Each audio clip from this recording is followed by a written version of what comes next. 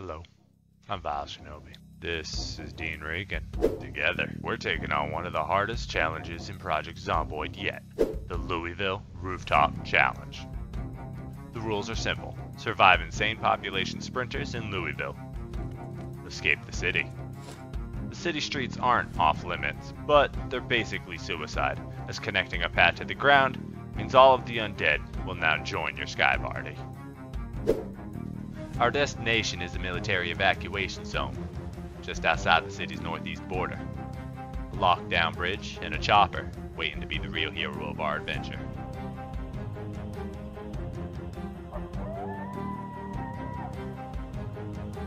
The run that you're going to see is not my first attempt at this.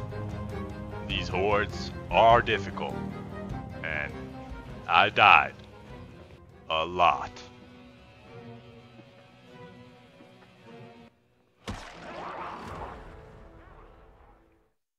These extraordinary content creators are the influence behind this run. Make sure to check them out if you haven't. Our journey begins in a bit of a hurry. Like most stories, we'll have a limited amount of time to complete a limited number of activities. A small list of goals to complete before life gets so much harder. We have a mod on called Surviving Through Seasons, which means the month isn't 30 days, it's 10 days. Which I didn't really consider when I started this challenge. More on this later. Our first goal was simple. We needed gear. We armed ourselves with weapons of convenience. Bags. Hiking bags. Duffel bags. School bags. We took them all. We were interrupted by the sweet sound of sizzling bacon. A cooking show. Thank you, Life and Living. We shall dine like kings soon with our level 1 cooking. Other than bags, we gathered essential items. Like drugs. It would surely save us in a pinch. We head downstairs to the annoying neighbor's apartment. After barging in, we help ourselves to a delicious breakfast. Mutton chops and a side of petty revenge. Delicious. Our stomachs full and pride satiated, we continue our glorious B&E spree, helping ourselves to whatever gifts lay waiting for us. We'll break in noon to catch the Lord again. He grants us carpentry knowledge. Glorious. The passing of time waited for no one, and so we got back to it, smarter and wiser. The afternoon flew by. The exhausting work left us parched and wanting to call it quits. 6 p.m. would come quickly. We stopped again for knowledge. Lord Television grants us what we seek, but not always what we desire. We gain knowledge in growing plants. Not a particular skill we'll be needing anytime soon, but we thank him for his gift of level 1 farming before continuing on with our task at hand.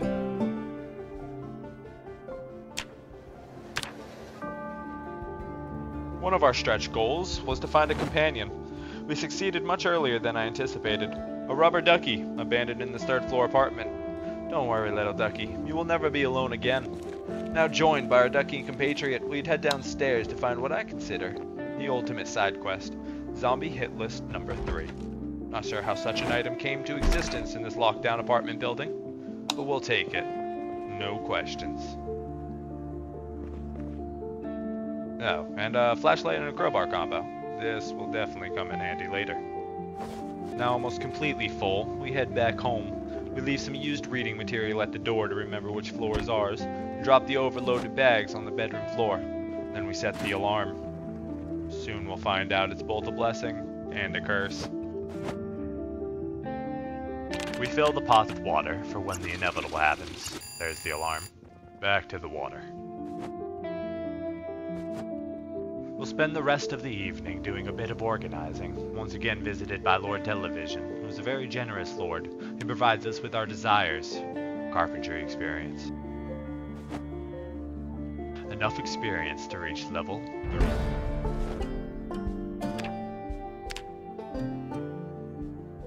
3. We give our ducky compatriot a safe spot in our bathroom. I may have lied to him a little bit, but it's for his own good.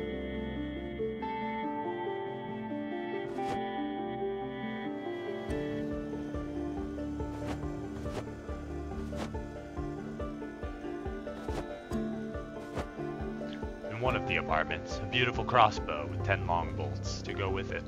It wasn't much, but this was the only ranged weapon we found, though we we did find a couple boxes of ammo, should we find the right weapons.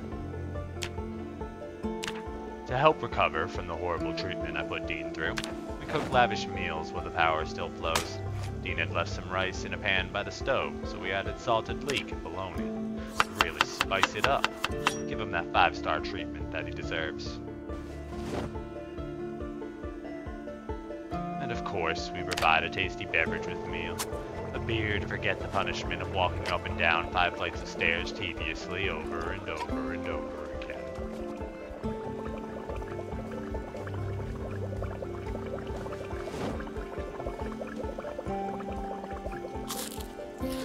The first night of preparations came to an end. Our smoking, slow-reading carpenter with an emergency toolbox was ready to lay his head to rest at 5 a.m.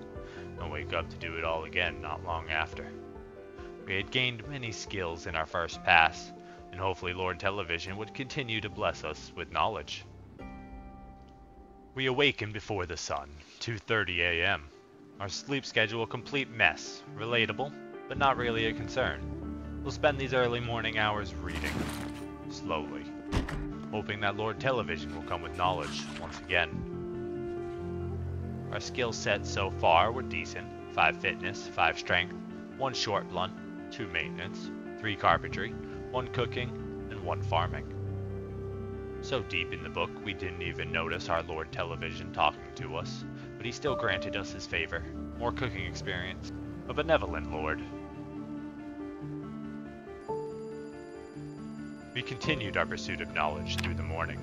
We were on to our next goal after all: knowledge. We would need carpentry level 6 if we were to survive in this hostile world. And so we read, until once again Lord Television spoke.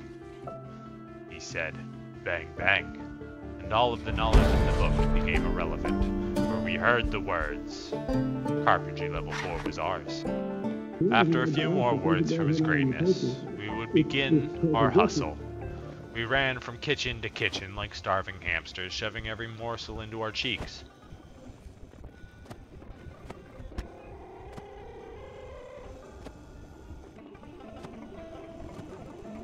We returned through the Great Spiral with the need of acquiring a second refrigerator for all our gained goods. Food, for the time being, wouldn't be a problem.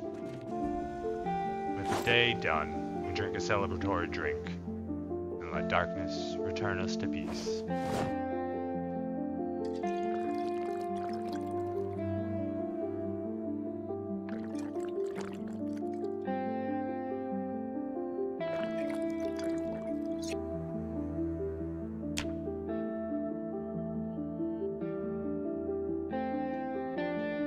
Day 4 comes with the ringing of thunder, the incessant alarm that continues to interrupt our peace.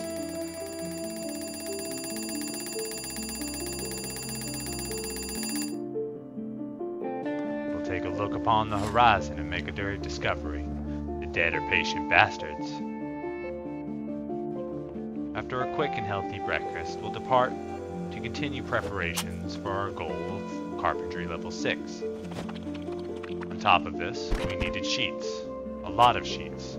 These will be our bandages, our ladders, our lifelines. No window would wear a sheet, for the sheets now all belong to us. The only thing greater than this purpose, of course, was Lord Television's words. He granted us with even more carpentry experience. Truly, he was watching over us in these early days. With the noon sermon concluded, we repurposed our time back to collecting sheets. For sheet ropes, sheet bandages, sheet patches, and more.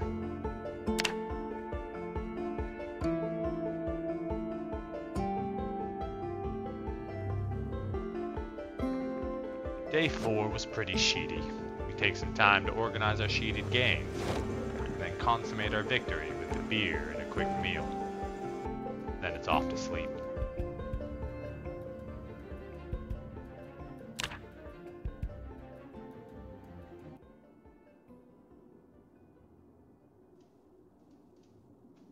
Day 5 comes with silence. Joy. The sounds of birds chirping spell the way for a good day. A great breakfast is called for. We decide on pig and cow as the meats of choice. And after a quick de-thawing, we'll get to work creating. A large burger patty and a stir fry of bacon, eggplant, carrot, pepper, butter, and salt.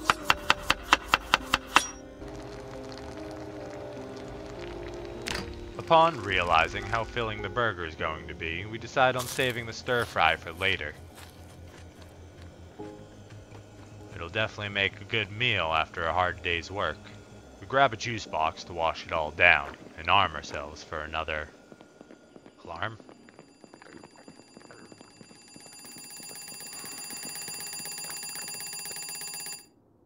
Continued on the tedious task of demasking every window. Day 5 was much of the same, but it marked the end of our looting spree. When today was finished, we'd have no more containers to check, no more sheets to claim our own or ducks to rescue. We'd finally done it, and swept each floor entirely. All that remained was to destroy everything, and prepare it for repurposing. Our goal of carpentry level 6 danced at the edge of our fingertips. We were almost there. We end the night with a couple fast food burgers and a beer, before ultimately catching an early night's sleep. Although a monumental step forward, we still had a ton of work to do to prepare for leaving our castle.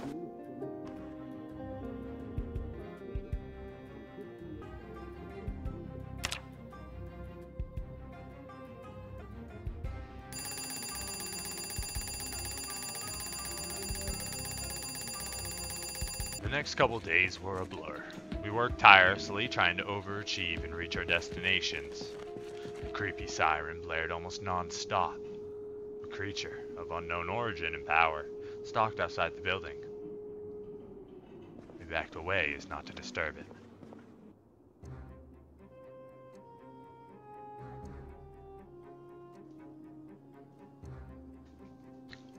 Day 8 began, like many, to the sound of aluminum clapping.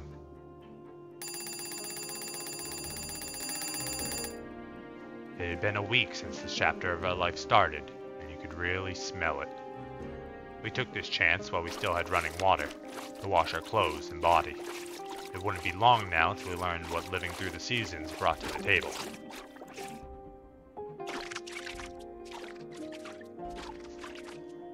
Deciding to liven up the place before we destroy everything, we claim a few things for our own. A new TV with a VHS player for the living room, a table to match. We'd also set up a new space on the roof for when we wanted fresh air from our cozy apartment, a chair and a matching table, as well as a TV.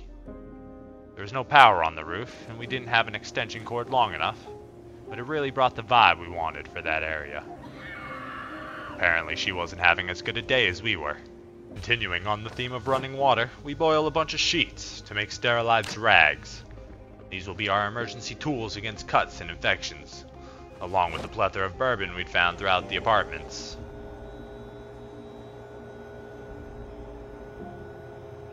After the job is finished, we refill any of the water lost from boiling. Water is one commodity we can never have enough of.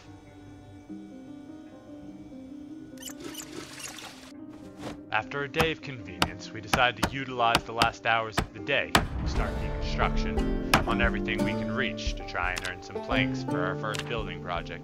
We've grown tired of climbing 5 flights of stairs every day, so instead we're going to opt for something even more physically grueling, but less time consuming.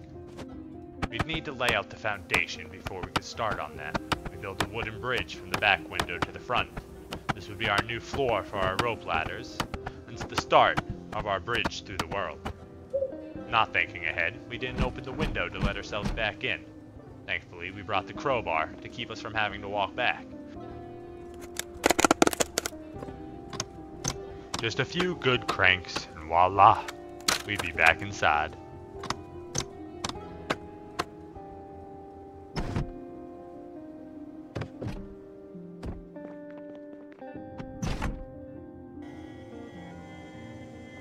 To finish this piece of the project, we need only drop a couple rope ladders.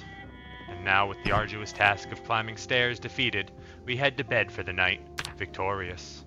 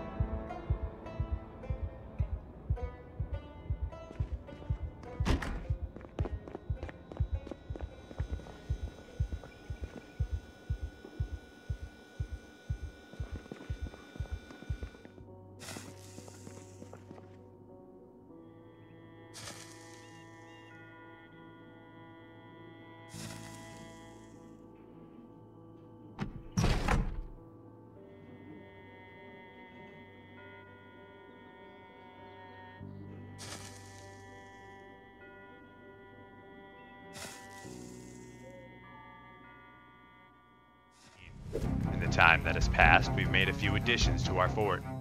Our sky bridge now rises 3 stories high, granting us multiple access points to build off of. In doing so, we earned enough experience to complete our goal of carpentry level 6. No longer would we fear our inability to ascend.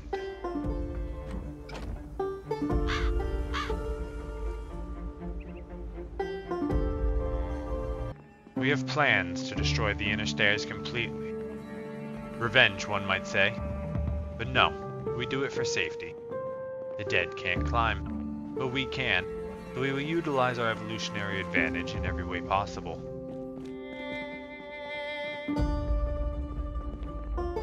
Our quiet walk in the halls of this now dilapidated warehouse, interrupted by the slicing blades of a helicopter. We rush to the roof to try and get their attention for rescue. Only to have our hopes go up in flame as the helicopter descends to its devastation.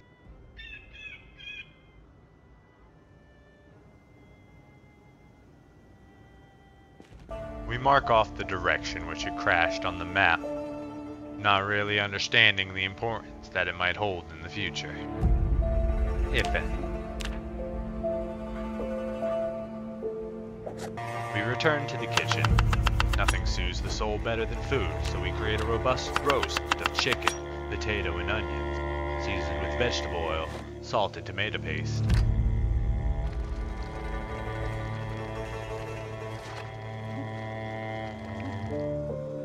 A big day awaited with the rise of the sun, so as to be prepared we stuffed ourselves full, and then went to sleep.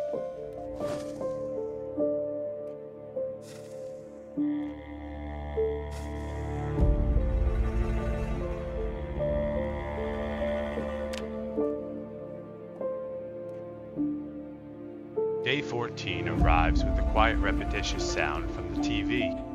A constant reminder that our Lord hasn't spoken to us in many days now. Abandoned by his omnipotence, we would need to rely on our own 2 hands, and so we shall. We prepared 2 duffel bags and a load of planks. We had a plan, you see. It was time to spread our wings and reach new shores.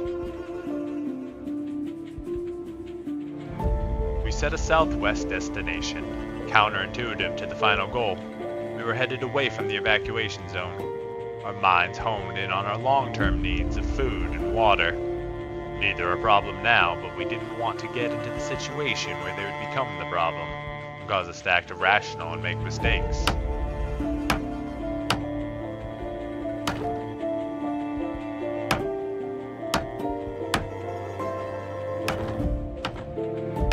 The day dragged on as we hammered board after board into the air. A miraculous act of a superior craftsman. Soon, with the departure of the setting sun, we would head home to enjoy a few bowls of our favorite cereal.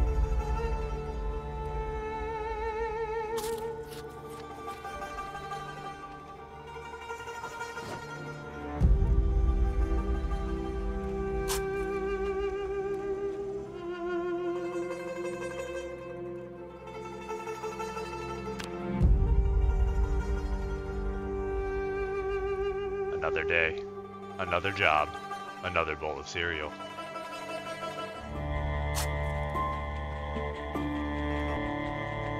After breakfast, we were off to finish what we started. We made it about halfway to our destination last night, but today we would surely achieve greatness.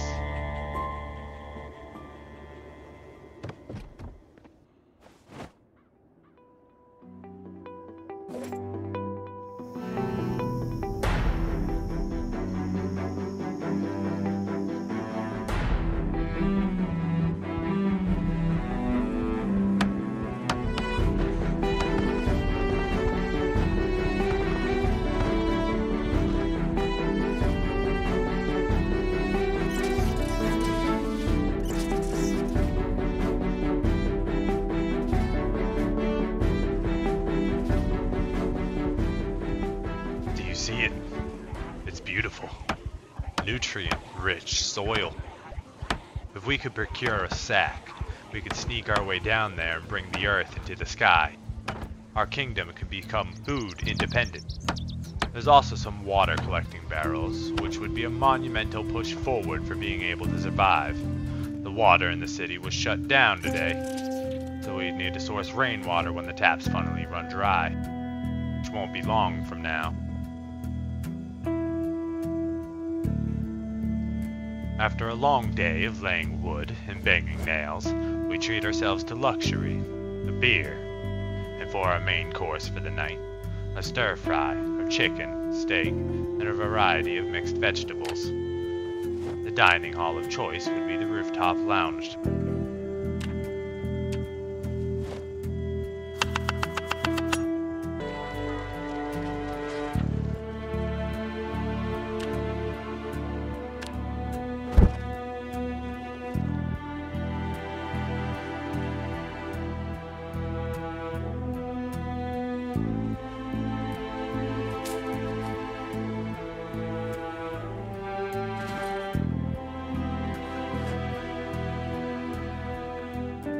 After a delicious meal, we'll tune into the emergency broadcast system. It'd been about a week now since the Lord stopped speaking to us, and we craved the words of others.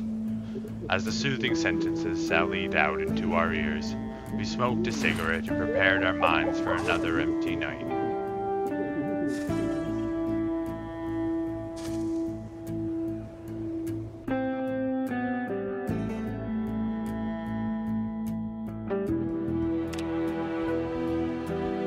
Day 16 started suddenly, when our deep comatose sleep was ripped from us by the demonic cries of a beast.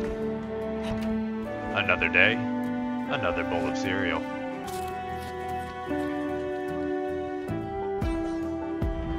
Our step count rises every day.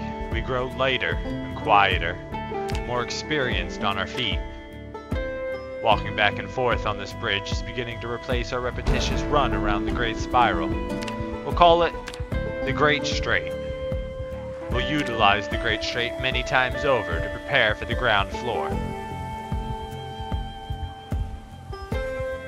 We connect the Great Strait to the roof of this building, our first leg into the unknown.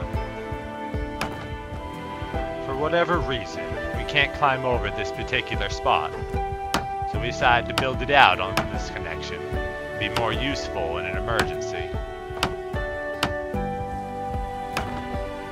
The fence will be there for an escape rope in case the mission goes really, really wrong, really fast. We plant our feet on the cold cement, unreachable to the dead below. We spy a closed-off room at the back of the building. We'll create another fence here for an entry point. Now all we need to do is clear out the zombies. Panic fills our minds as we see the dead beating on the door already. We need that door to still be standing for a safe trip down. Without thinking, we yell out to try and get their attentions, but this only upsets them. The dead move faster, angrier, attacking every inch of the building, destroying what could be valuable assets to us in the future.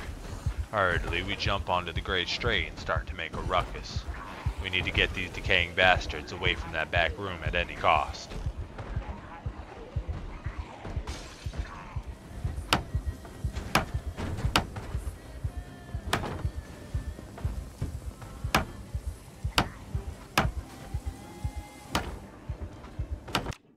Day 19. We skip ahead a few days for brevity. We spent the last day or two building and training. We walked back and forth on the Great Strait many times over, and will continue to do so, with our current goal of level 5 sneaking and light-footed, so we won't alert the hordes of undead beneath us as we traverse our wooden skyways.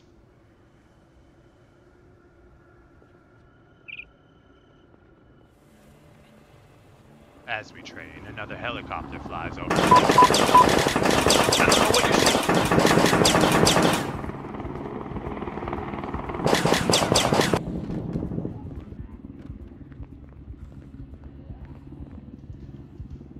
Needing a change of pants, we rest inside for a while before returning to the current task. We laid out a bridge across the building front and position radios at random intervals, all set to the emergency broadcast channel, so on the hour when we needed, we'd have a timed noisemaker, so to speak. We'll lay a couple of alarm clocks with them to extend their distraction potential. We hope to have enough time to grab what we need from inside and get back out without them ever noticing us down there. For now, we'd work on our goals of level 5 sneaking and light-footed.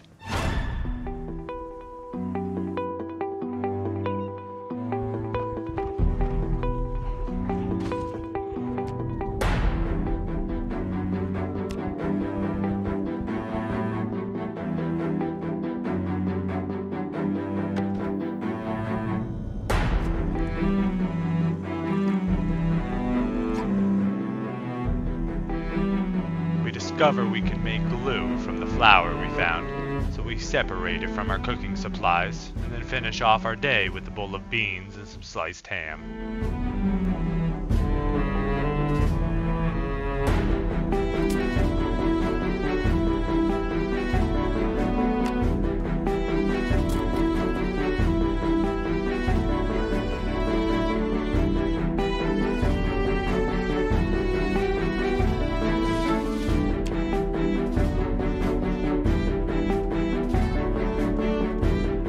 Day 20. A simple day. We'll spend all day training and pulling the horde further away from our target location, which honestly seems like a waste of time since these fast bastards have the attention span of flies and the leg speed of cheetahs.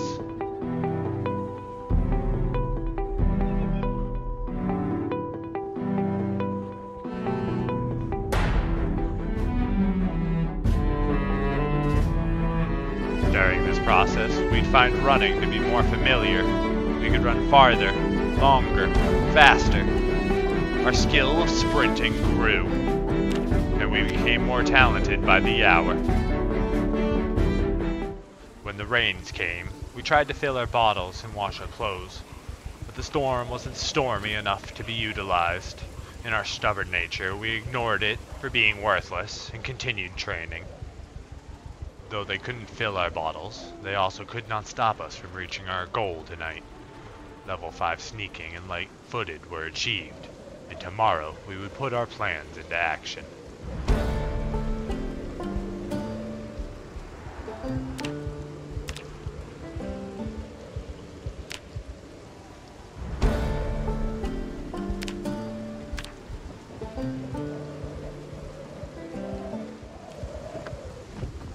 We arrive home, drenched and depressed. There's only one solution for this sort of situation. Muffins. We baked a tray of muffins. Banana muffins, to be exact. They would probably not help at all, but who doesn't love a good tray of muffins?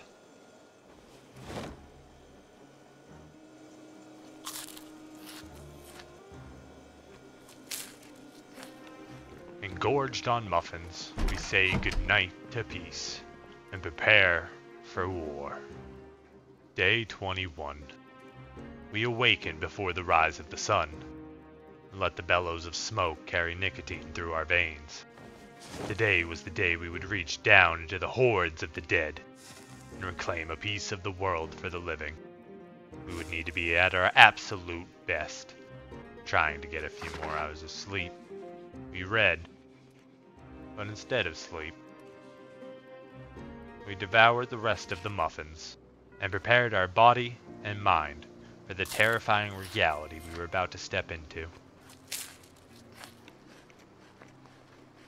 3 weeks had passed since Dean woke up in this landscape, and it would be the first time he put himself at risk since he woke up here. Was that the power?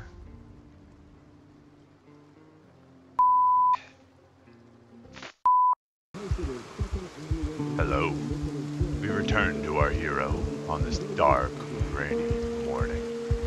Since I, the narrator, will be in the way of this adventure, we pass the spotlight over to Dean.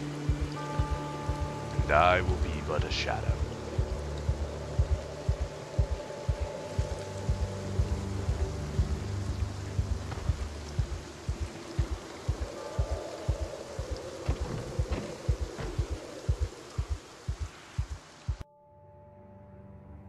Everything appears to be safe.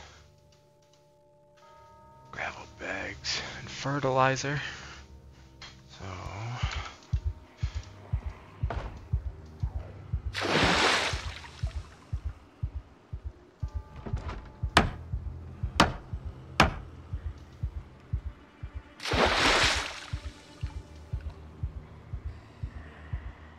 So far, so good.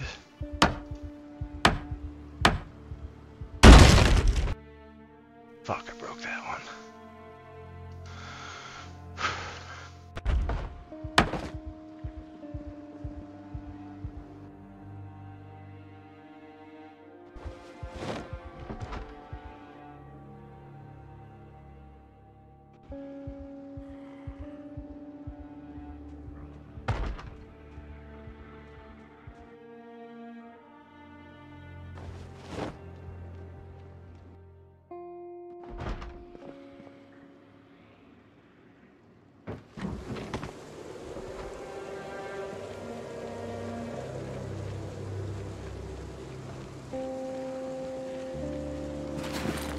Not really sure if those are going to work as sacks or not, if they're basically useless. Maybe we should just call it good with that. He questioned himself, knowing full well he was about to go back down there.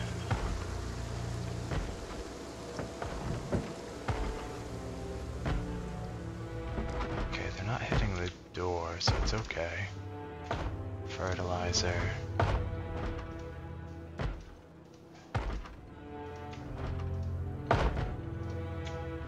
Not much, man. Ooh, that's good.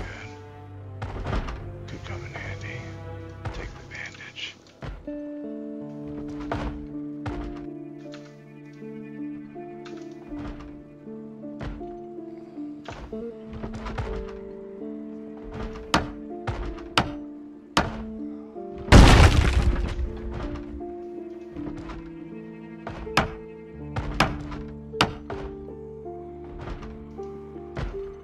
Alright, we're out of here.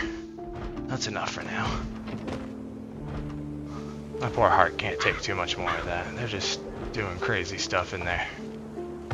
Alright, so we got a crate, rain collector barrel, some gravel bags, which I might be able to do something with. Use that container if empty. And a clay bag.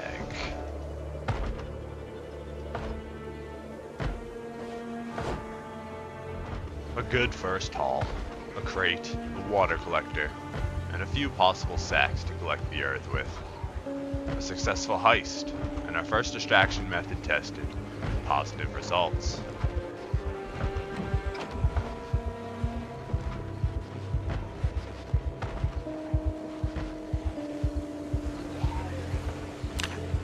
That's still pounded from going down there.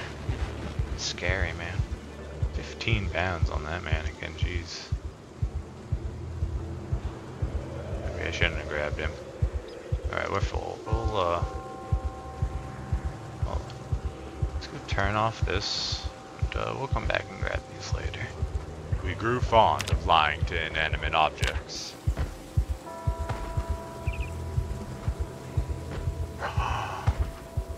I almost died.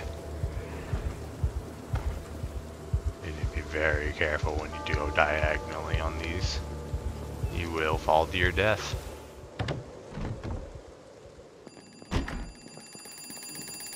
Seriously.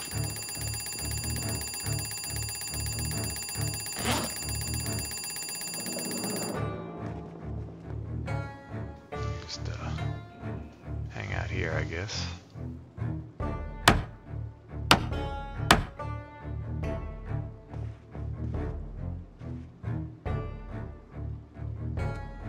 C'est la resistance. The rain collector barrel. I tried to get the second one, but accidentally destroyed it. Forget it. With our first heist behind us, it was time to start the next. We targeted the storage building. We desired a generator, or a sledgehammer. Both would be wonderful additions to our arsenal. Key objectives in our current survival situation.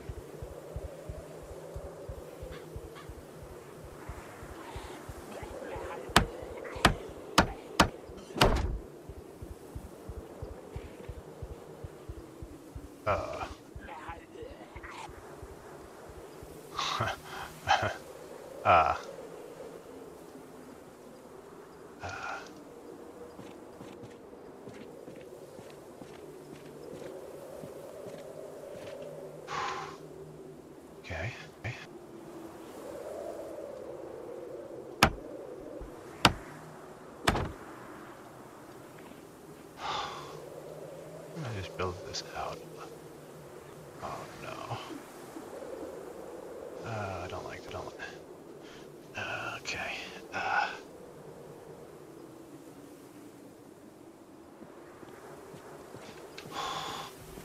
I don't like stairs. Oh, okay.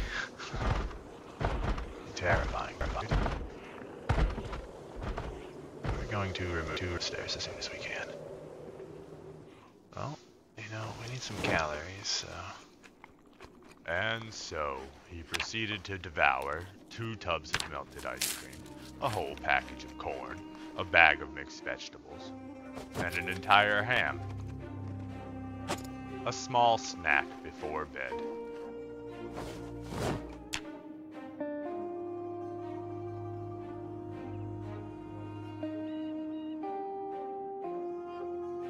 Upon waking up, the inner void called for more.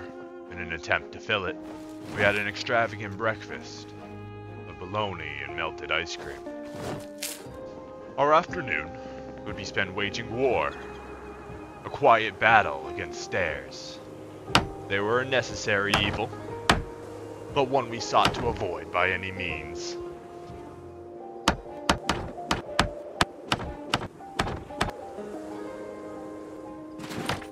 I brought sheets instead of ropes. Inconvenient. At best. Oh, we can just drop off the planks here. And go get some more. Walk down the stairs again. Which is a heart-pounding activity every single time.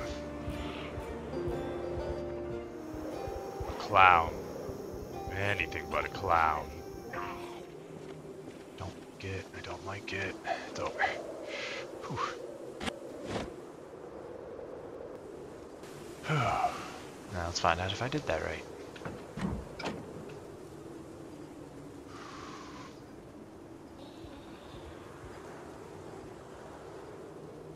All was good.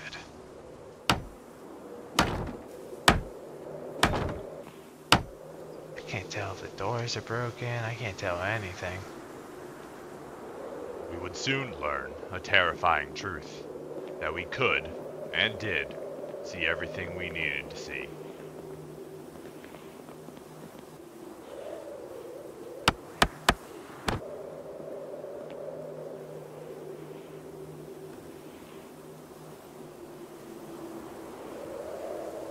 Do we risk it?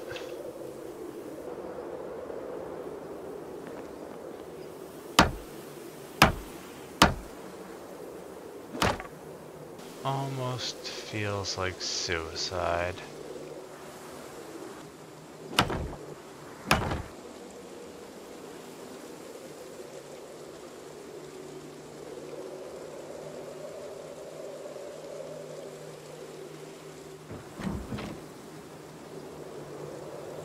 After a long day of banging our wood, we return home triumphant and proud.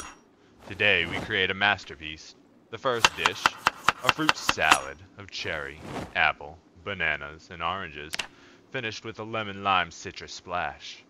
Scurvy didn't stand a chance against us. To celebrate our victory, we'll also bake a pie without power. A salted avocado zucchini pea pie. Our hands coiled in pie dough as if controlled by another. The results were an overwhelmingly savory surprise. We'd cut it into pieces to enjoy over dinner and breakfast.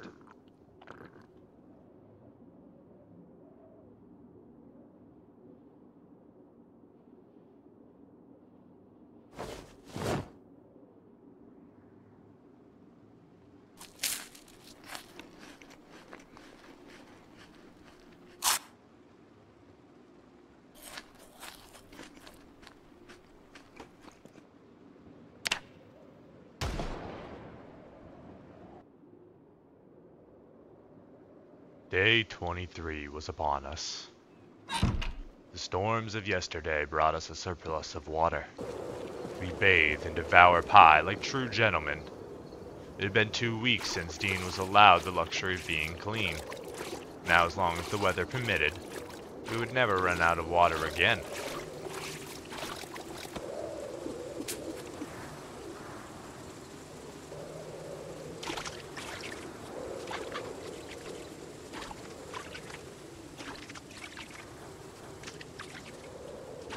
Hello. We returned to our hero on this storm-riddled afternoon. When we last left Dean, he was building wooden rafters through the storage building's roof clearance, preparing for our Splinter Cell operations. It is from there that we shall regale with this tale of bravery and bravado.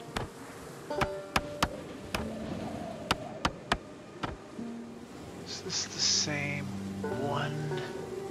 Ew, there's a zombie in this one. I don't want to go in this one. That's terrifying. I can't see the doors and there could be zombies in them.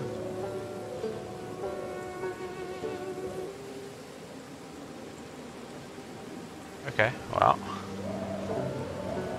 That's absolutely terrifying. Oh, maybe I'm wasting my time here. Maybe I should go somewhere with more resources. We spoke logically. We had now seen zombies running freely in and out of the storage units. Why would we risk everything? Well, we were a stubborn man with a simple plan. Or rather, we had a plan, and now we were acting on the rush of endorphins we gained from our last heist. We were hungry to do it again, to put our feet down on the floor where danger could be lurking around any corner. We were also easily distracted.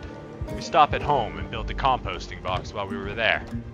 Not remembering why we came back in the first place, we grabbed planks and ropes because those things are useful for operations. Surely that was why we came back in the first place. Easily distracted, and without setting up any distractions, we decide now is the best time to throw caution to the wind and climb down into the zombie-infested darkness.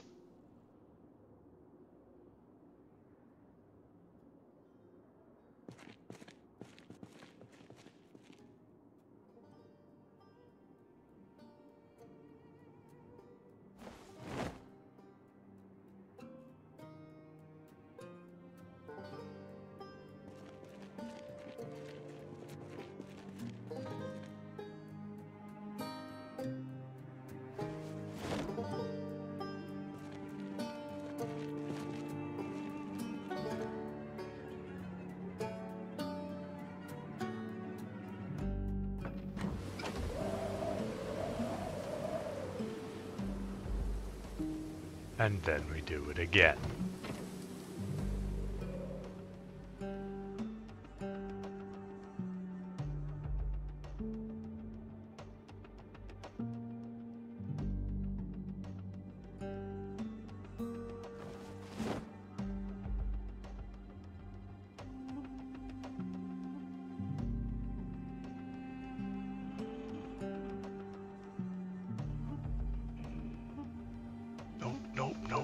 Nope. That is too much. Oh, I almost died.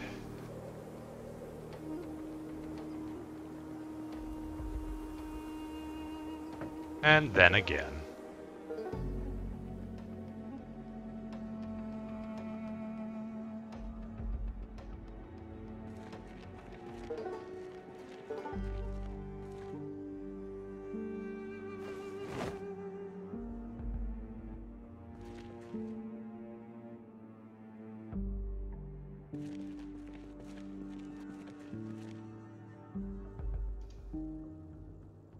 Fuel inside.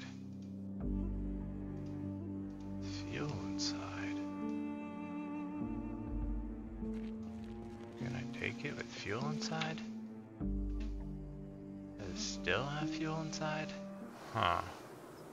I'm gonna guess that the blacksmith mod just did something and I lost any fuel that was in that. Shame. Oh well, we have a metal barrel. And again.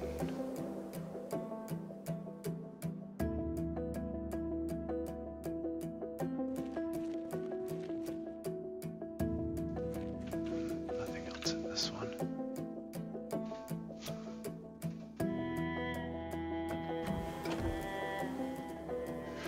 No, no, no, no, no, no, no, no, no. Okay, that was terrifying. I don't know what it's trying to do. We're just not gonna disassemble that. That was terrifying. Be very careful with what we choose to do here. Wise words that we would surely take to heart. Okay, so we got the paint.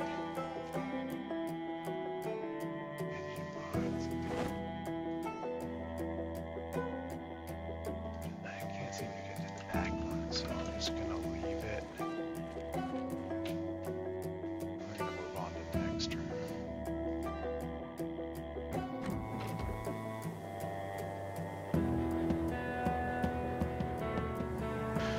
And again.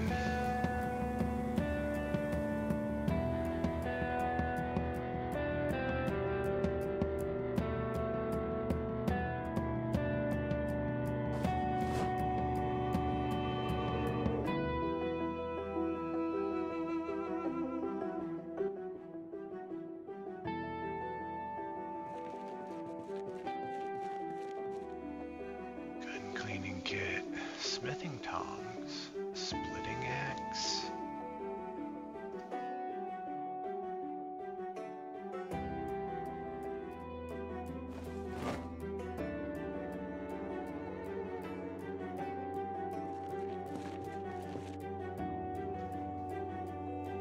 A hand truck.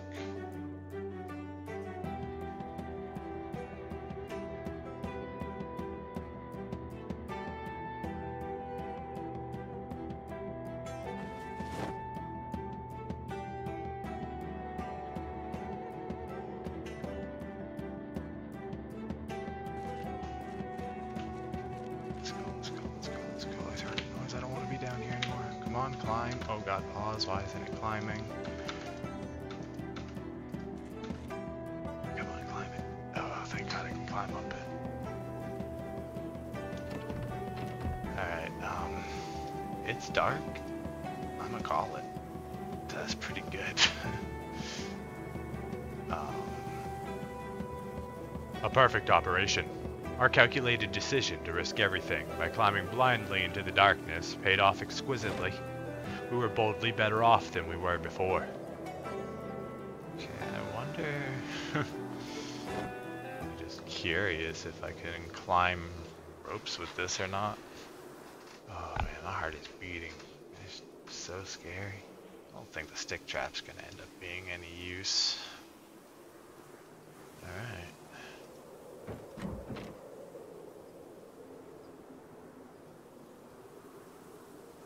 We'll take it. Home safe with our plunder, we headed upstairs and go to sleep. A new day awaited us with open arms, and we eagerly pursued it.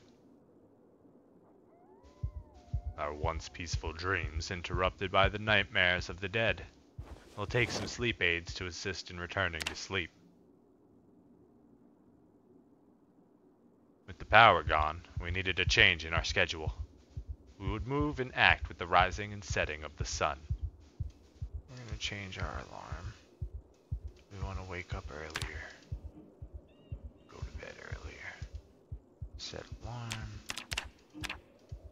Say 6:30.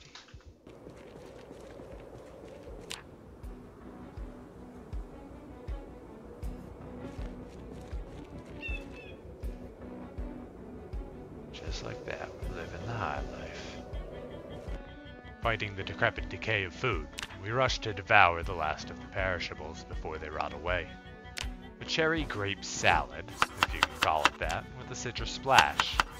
Not very filling, but it definitely made for a great appetizer, lifting our spirits instantly. For later, we'll make a watermelon cube salad with a citrus splash, which most people would just call a bowl of watermelon.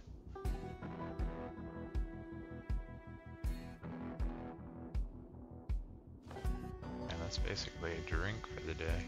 That's crazy. After a hearty breakfast, we gathered the rot and the stank. We filled every pocket with mush, every crevice with rank meat. The smell that drifted from us scared even the undead away for at least a block. If a helicopter was to fly by, they would be knocked out of the sky instantly. It was time to repurpose the decay. We'll move it all upstairs into the composter, and everyone will be better off for it.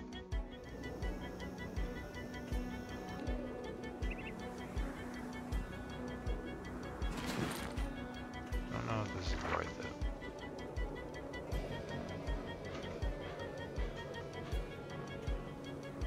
It's not too bad. With our beautiful new hand truck, we decided it was time to gather our materials. Every plank that we had left would be gathered up in one place for convenience. The day would fly by in this way, and we would have to continue where we left off tomorrow. We awakened to a familiar clapping, the sun already breaking through the undrawn curtains. We'll start this morning with a salted ham salad, minus the greens.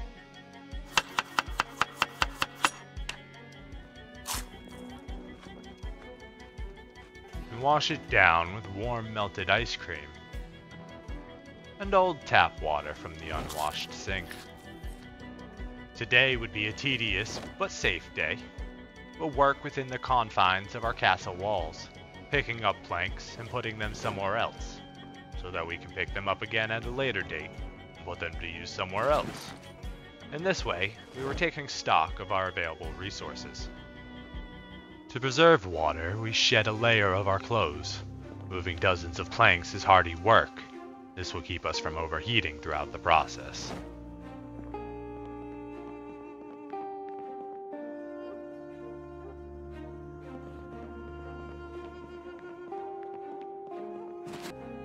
We take an hour out of our day to get some exercise, calculating just how much we'd need to train to get to the next level.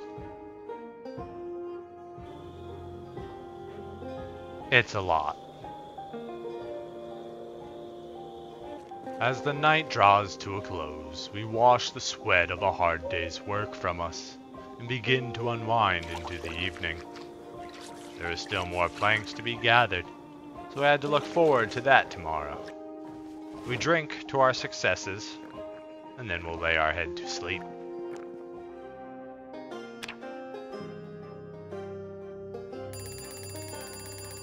Day 26. We awaken to a familiar curse sound, before getting to work finishing up the task of yesterday.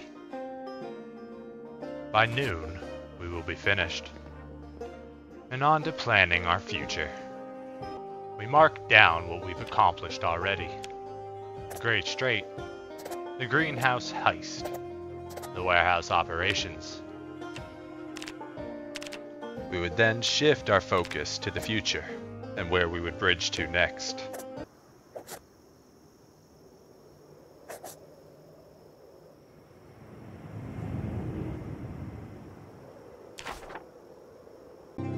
Hello, and welcome. We return to Ground Zero. Day 26. Operations in Louisville are proceeding smoothly. Materials aplenty, water supply in check. We return to the warehouse to pick up some leftover goods when we're interrupted by some local wildlife.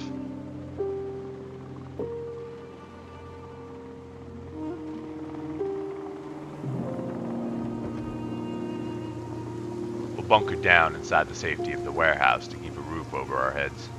History has shown the flying beast's nature, and history tends to repeat itself.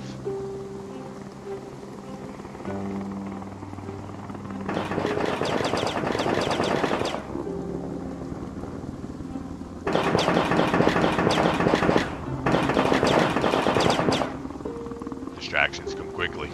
Being shot at reminded us that we didn't go into this room yet, so history repeats itself.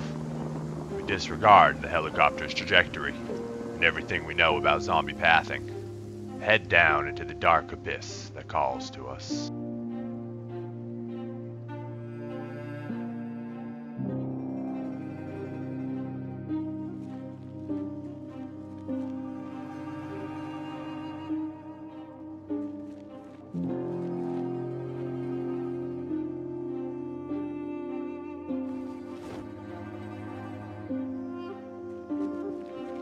That's a big nope.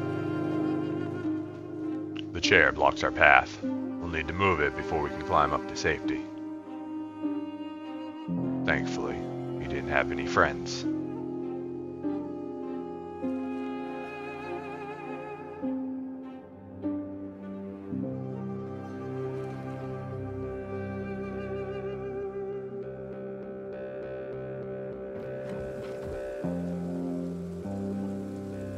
I just had a little heart attack there. You can see him down there.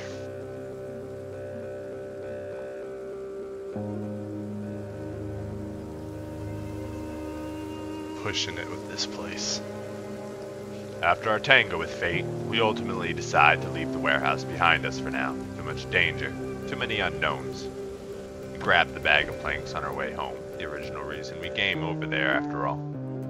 With feelings of vulnerability washing over our lonely minds, we redon our layers and then prepare a meal. A pickle, mayonnaise, salad, to help forget about what could have been.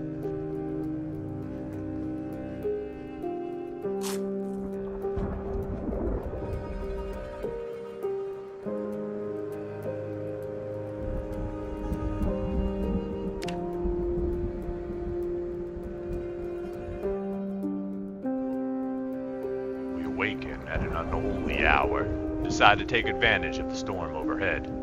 We drink and wash from the puddles on our rooftop to conserve water. For our morning meal, we'll decide to drink a beer to brighten up the day, and then finish off the mayonnaise for breakfast. A true meal of champions. Today, tomorrow, and the next day, we would spend building. We plan to connect both the tool shop and the police station to our home, in order to further our own goals and ambitions. It had been wise to wait out the storm, but with no power and no way to farm or cook, we didn't have the luxury of too much time. We'll spend our current time extending our worldly reach.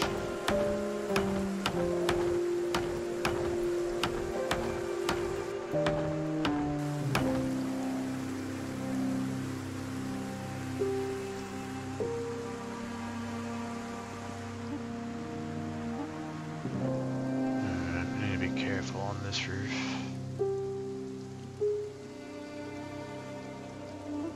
Looks like there's no missing tiles, so as long as I'm on the flat part,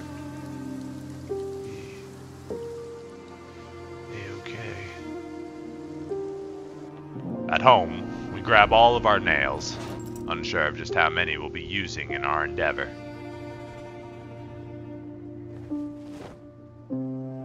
Our decisions have made us feel queasy. Was it drinking the sky water or building in the rain? Regardless, we continued our quest to build out the Skyway Highway.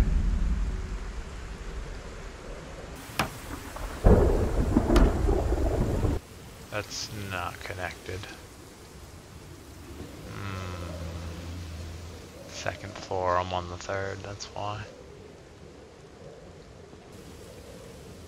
We end the day just short of a giant leap forward. The fossil oil field will act like a giant pre-built bridge for us. It is the only reason we can make a push for the police station from so far away.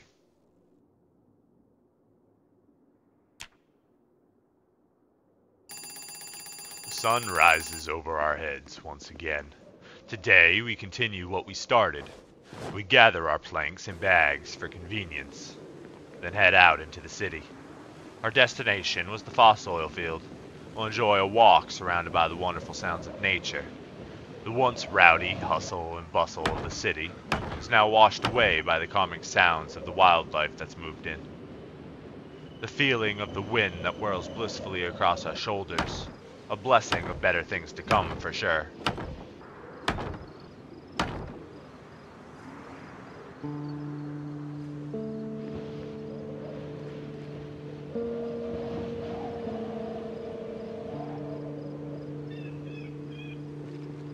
We stop to check our map and how much further we have to go, when we notice a mistake done by us previously. The police station was actually 1 block closer. With some quick corrections to the map, we'll sort out that mistake and then continue on our path.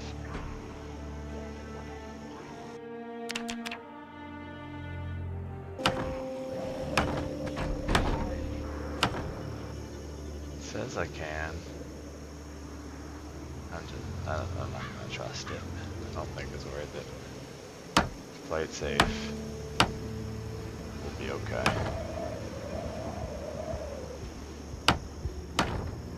We're gonna have to take the risk on the next one because it's a lot of floors. You know?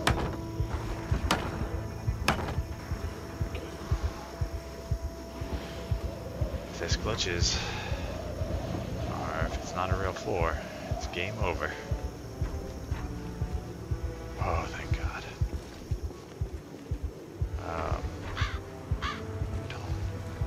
Still don't like that. I'm gonna build that out just a little bit.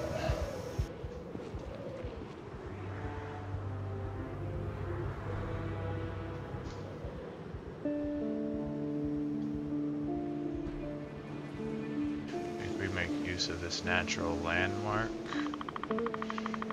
It's not quite as far out as I want it, but it'll be easy to see. Okay, I'll walk back now.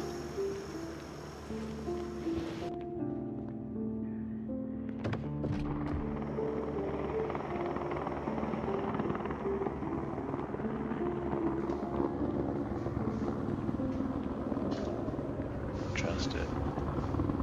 Last time they shot at me. God damn it.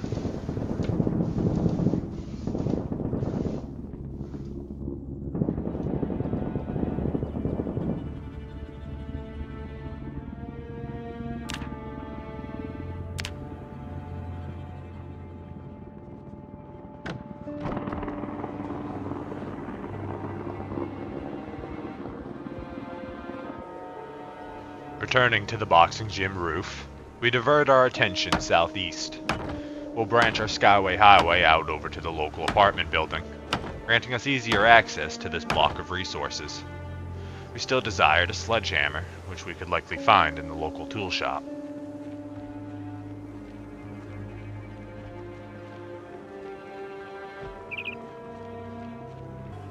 Yep. Next building over.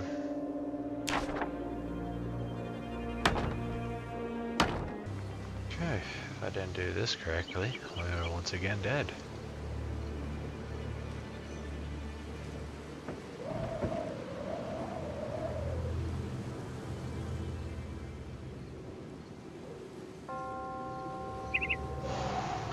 Glad there's an alleyway right there. I didn't realize those windows would be.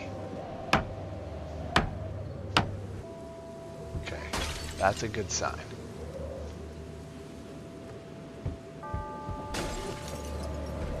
That's not a good sign.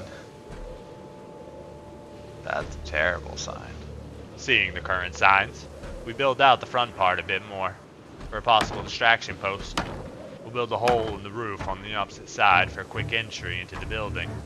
There's only one stairwell up to the top floor, so if we could sneak in and destroy the path to the upstairs, we could easily claim this new area and all its resources for our own.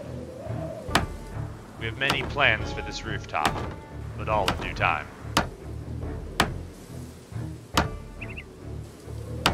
Come back to that.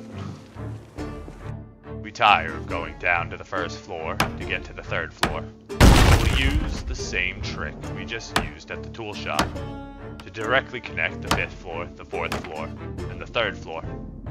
We still wanted to remove the stairs from the building to make sure a mistaken construction project didn't forfeit our safety. But for now, convenience was all I cared about.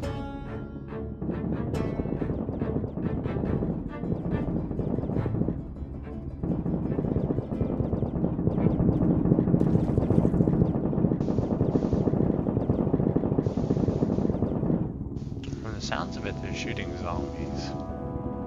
Maybe I don't have to worry about them shooting me. Maybe they can't tell the difference between me and a zombie. I don't really want to find out.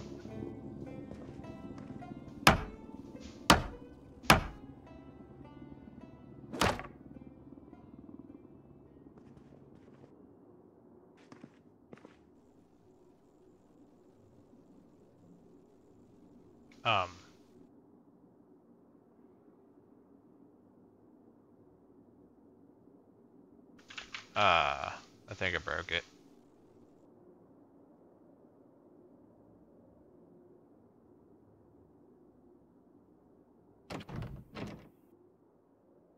Okay. Noted for the future.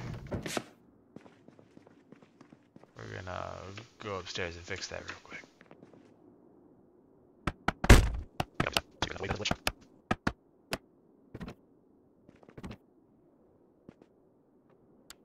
Apparently, the last 3 or 4 days, we're recording.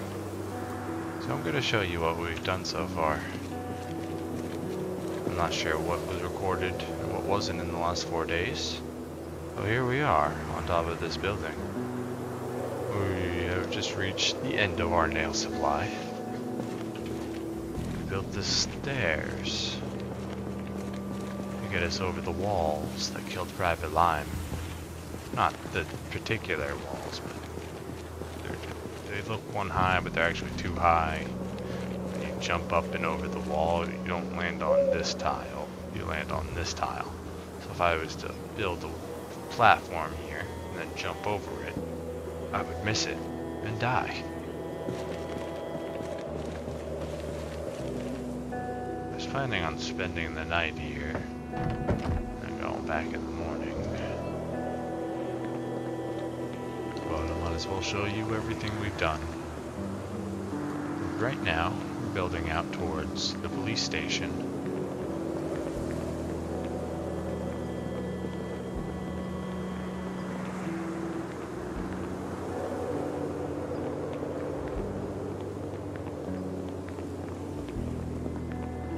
Skyway highways are coming along greatly.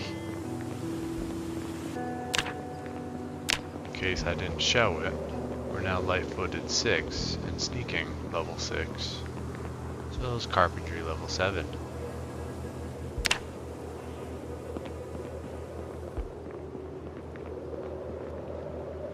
We connected our Skyway highways to the baseball field. We stop at home during our tour because of the hour. Our comfy bed calls us, and we answer the call.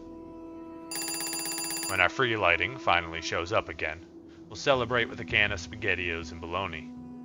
Food was getting a bit more scarce and less luxurious, as we had no way to cook anything. Our glorious new rope construction was quite convenient.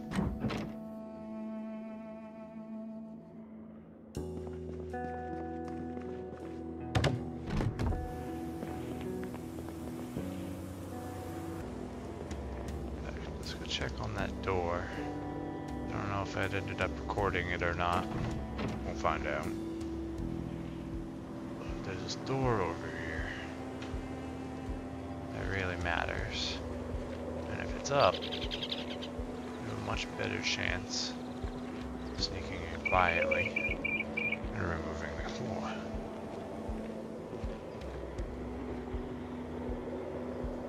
If it's not up,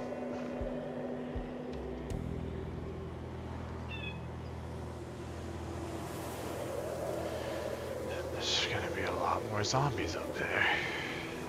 That's gonna be a problem.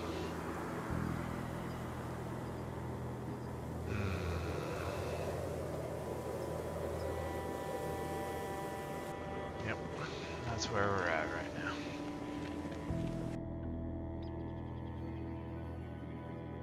now. Hello.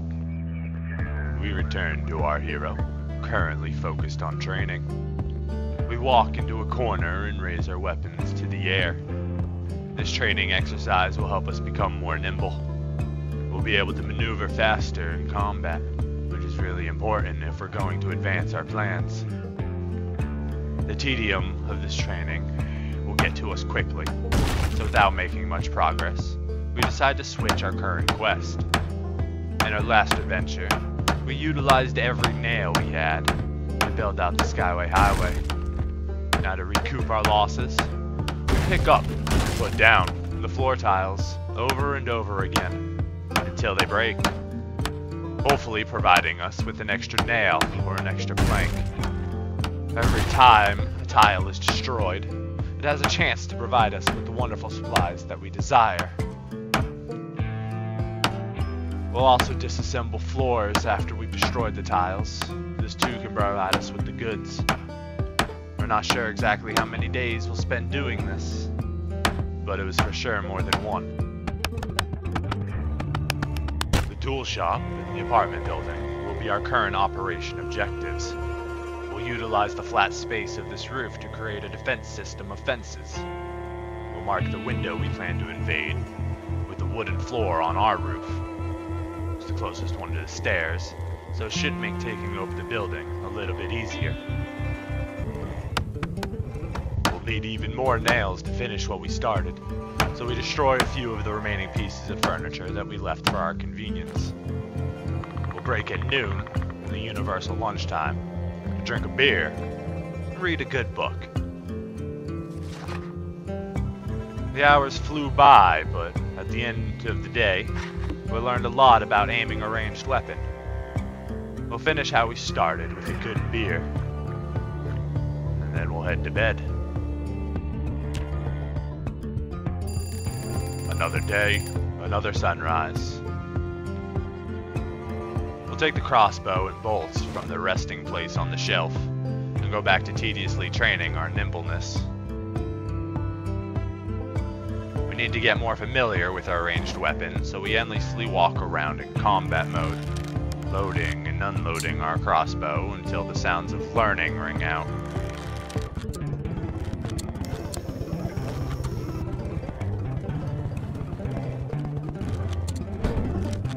While training our day away, we learned that we can craft the bolts that we'll need to kill the undead from a safe distance. But we'll need to learn metalworking first.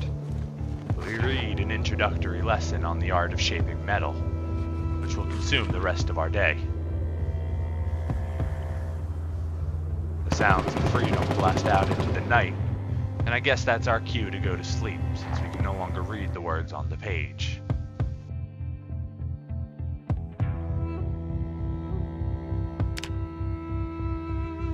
When morning comes around, we get straight to work. We'll need to traverse every floor again and obliterate the appliances.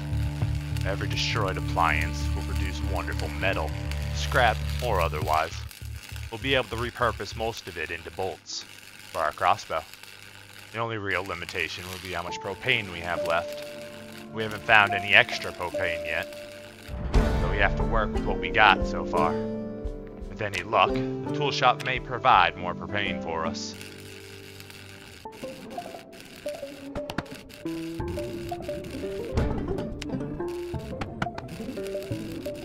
A double fridge. A nice surprise.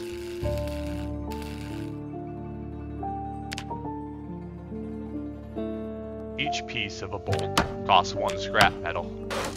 3 bolt pieces turns into 3 bolts, which means 3 scrap metal plus 1 unit of propane to melt it all together. It becomes 3 crossbow bolts. Not too expensive in the metal department, but we'll definitely need to pay attention to how many we make, so we don't run out of propane.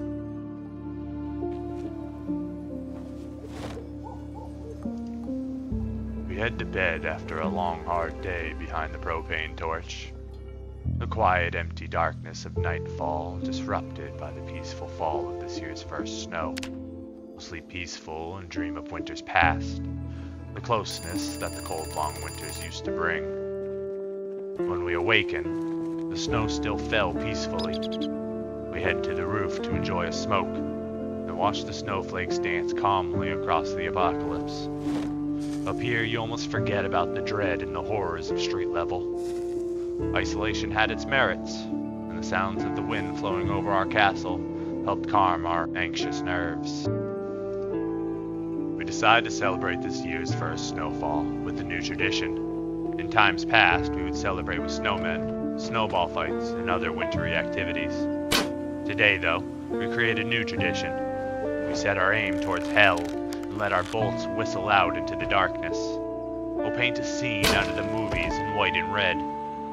A beautiful monument to our hard work, a masterful showpiece of our dedication to a new tomorrow. A scream into the void, letting them know I was to be feared.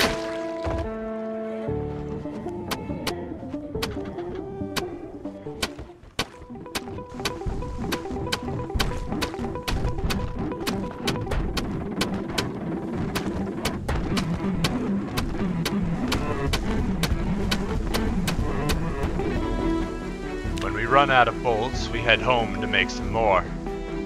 The snow has melted away with the afternoon heat, and only rain and water remained. Although short-lived, we really made the most out of the first snowfall of the year. We'll spend the rest of the day crafting more ammo. It'll take a very long time, so we call it quits when we can no longer see the tools in our own hands.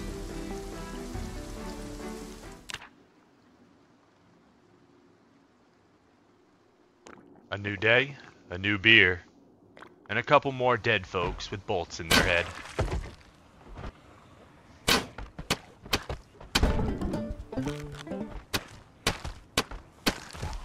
After a great morning of sports, we'll head home to refine our metalcraft some more, and create more bolts for what we have planned tomorrow.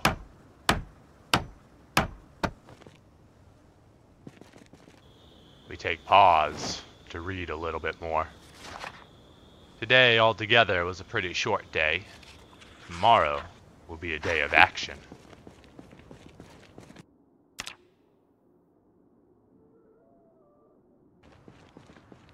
Day 46 arrives, and with it, progression follows suit. When we were last here atop the tool shop, we marked the window to which we'd infiltrate, but we also built the fence defense system, which will help us in our next quest. Operation Apartment Storm. It was time to connect our roof to the window of the apartment complex. This time, we weren't going in quietly. There was too much about the building we didn't know, so instead, we'll lure the dead out to us and murder them in our own territory. At least, that's the plan.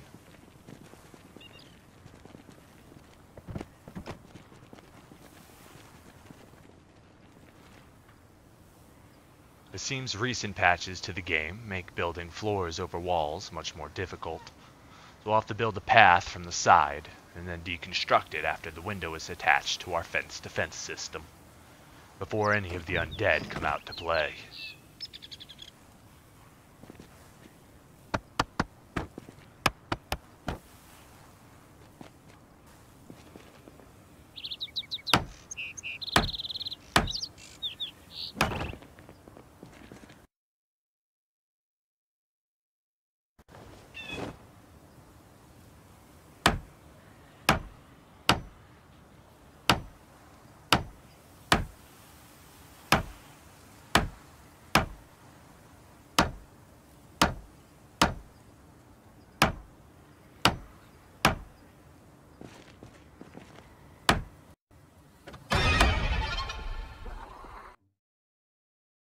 Hello.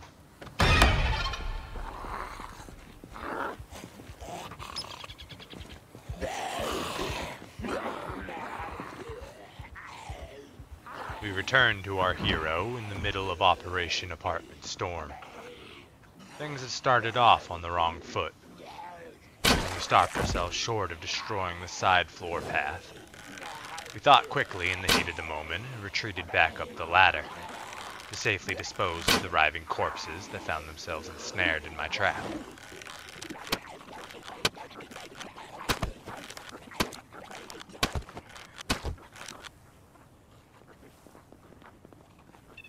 We play it extra cautious, making sure to check every angle that danger could lurk from.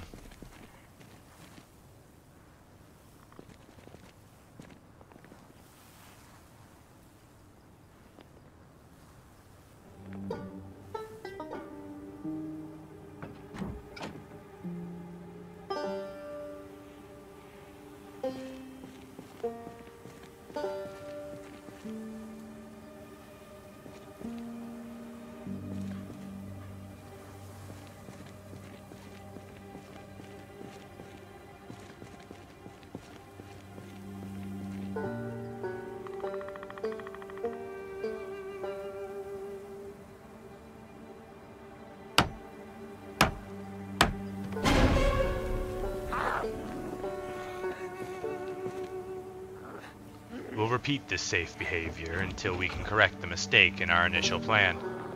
We really wanted to make sure that nothing could go wrong in our operation.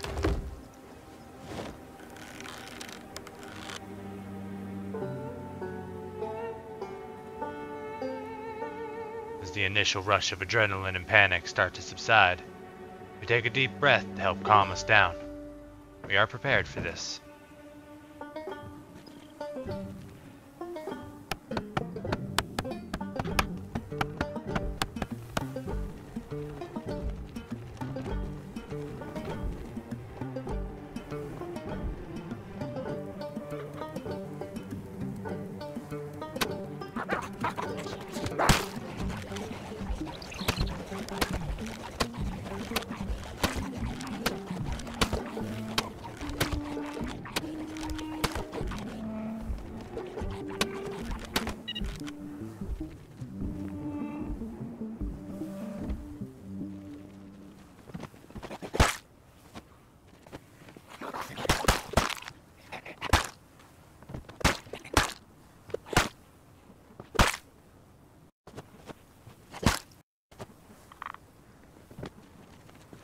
We step back real quick and check our plank supply. We need enough planks to secure the building, or else entering is pointless.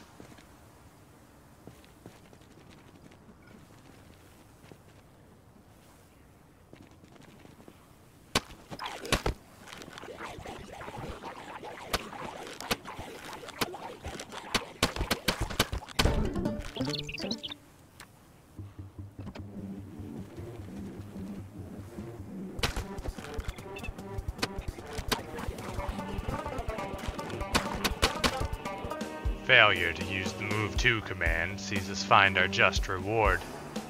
We fall from the bridge. At least it's relatively safe at the moment.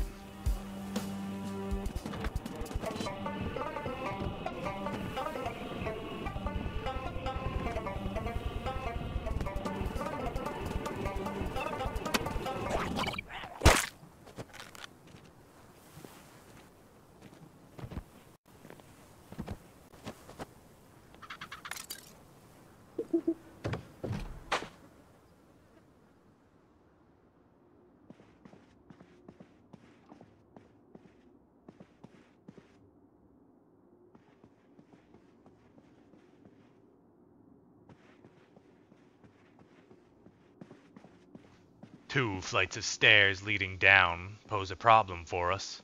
With the encroachment of darkness rapidly descending upon the town, we decide to make a hasty retreat and come back tomorrow with more supplies. The last thing we want is to have to fight sprinters in the darkness.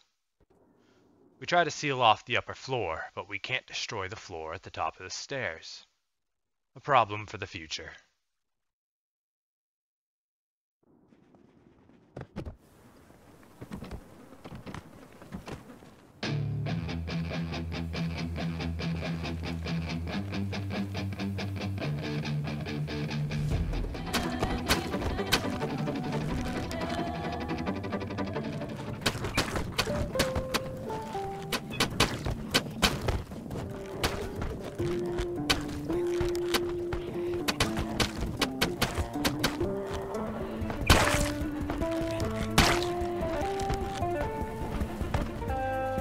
We emptied the contents we gained from the flies in our trap onto the rooftop.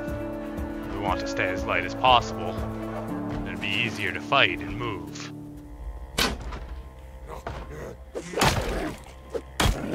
Regret fills us to the brim when our hits bounce off the skulls of the zombies. Because of our exhaustion caused by a wine breakfast, melee became a terrible idea.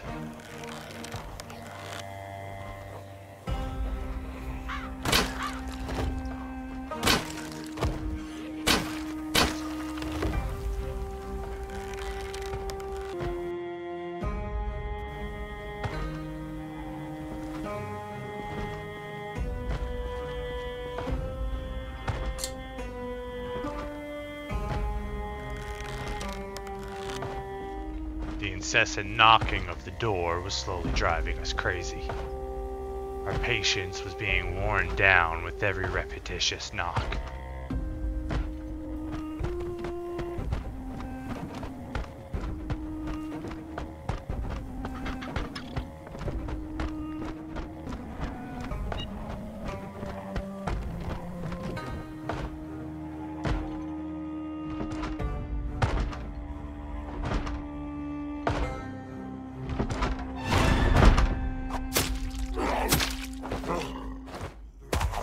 we failed to get the instant kill.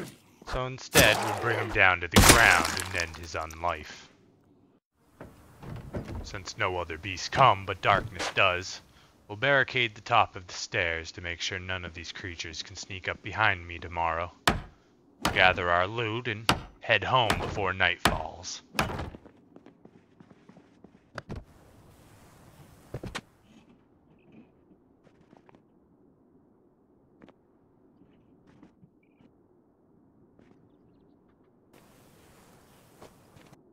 A Beretta M9 pistol. A Glock 21 with green laser sight and red dot sight. And a Ruger 38 Special with a speed loader. We already had plenty of ammo for these guns. They were truly a beautiful addition to our arsenal. We also grabbed one of the trash barrels that we found on the top floor of the apartments. Now we had a better place to store all the trash we've been keeping in the corner on the floor.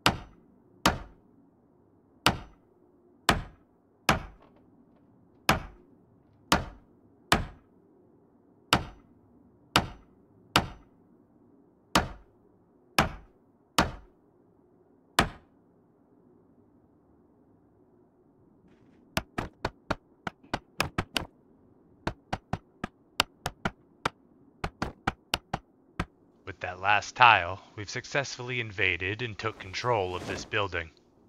All of the resources within were now ours. To save ourselves from a bad trip, we'll blockade the edge of the halls, and then take a well-deserved rest in our new outpost.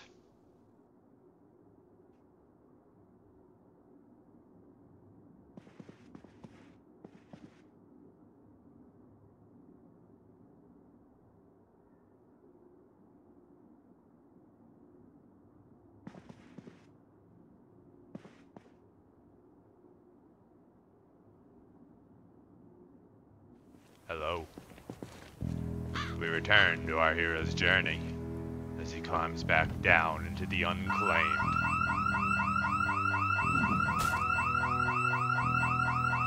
Not a chance are we about to stay down in that death trap as the siren calls hell onto us. We'll leave until things quiet down. When we return, our tiny goblin brains get distracted by shiny things. We've decided to catalog and organize all of our retained shinies from our last operation. Food, knowledge, and more were all within our grasps. We'll spend multiple days going through our claim and changing the ownership of all of these goods to our own.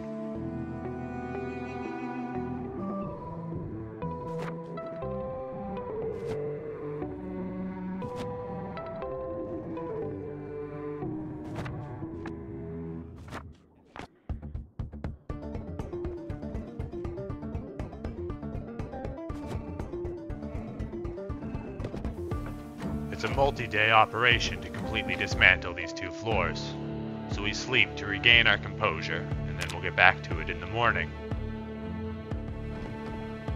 We need more than the goods in their containers, so we'll repurpose everything into raw materials, which we'll be utilizing very soon. It'd be a shame to waste a perfectly good jukebox as well, so we'll be giving it a wonderful new home in our castle. Well, this roof for the time being.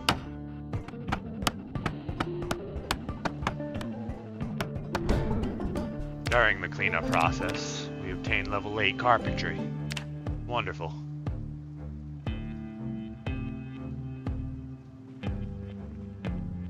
In the drawer of this apartment, we hit the lotto. An unopened fresh pack of cigarettes. Our once dwindling supply of life-sustaining nicotine was now well stocked again, a very welcome surprise.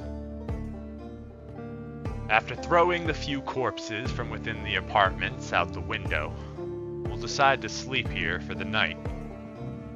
In defense against them possibly reanimating, we'll barricade ourselves in and then lay our weary heads to rest.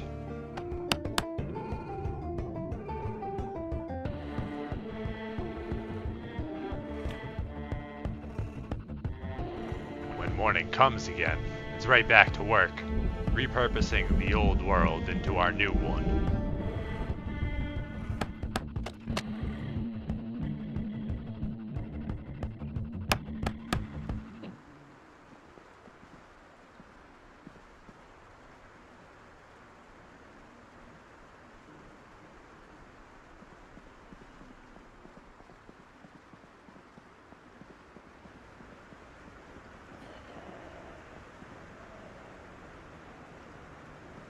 We knew this could happen, but are still in shock by it. Like a deer caught in the headlights, we stare into the moving abyss and question what we should do. We ultimately find a clean solution. The heavy rainfall gives us a chance to wash, but only partly. This doesn't seem to do the trick all the way.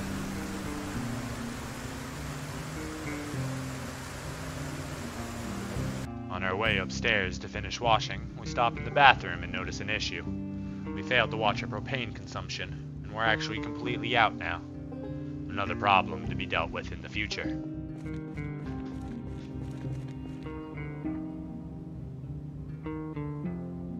We finish washing on our rooftop, using our excess water supply. It feels good to be clean. We didn't want to retire that luxury anytime soon.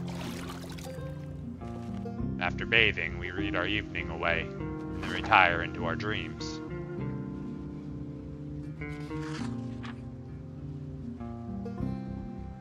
When our eyes drift open to welcome in the sunlight, and find none, we decide to read our electrical book, until our alarm tells us it's time to be active. This morning, we would focus on familiarizing ourselves with our new friends. Always know your weapon in and out before bringing it into a possible combat situation. We'll spend our time before breakfast doing exactly that.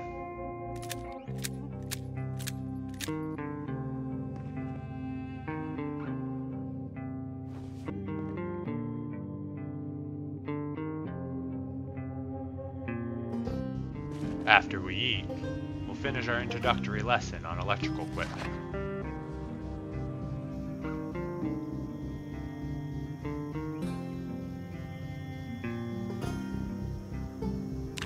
Turn our lonesome rage against our Lord TV for abandoning us in our time of need.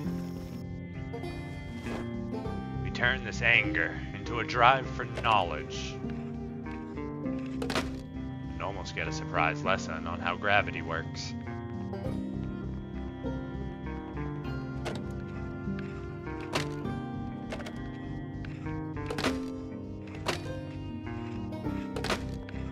The TVs weren't enough to soothe our rage, so we turned our attention to the small devices. Cameras, watches, radios. All familiars of his lord would also find themselves at the end of our screwdriver.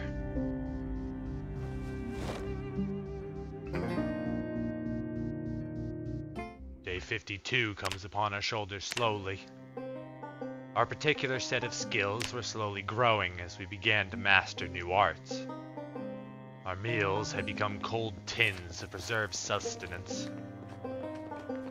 The company we kept, although growing more human-like, was inanimate and without emotion. The solace of being alone was crumbling away into a deluge of despondent thoughts. We tried to defend ourselves with learning. The reading was a painful, slow process for us. When we did finally finish a book, it wasn't triumph, but exasperation that consumed us. We returned to the dead ones, who still had something left to give. We tear their belongings to shreds for repurposing. We didn't have a particular plan in mind. We were just hoarding experience and materials, on the off chance that they'd be useful later.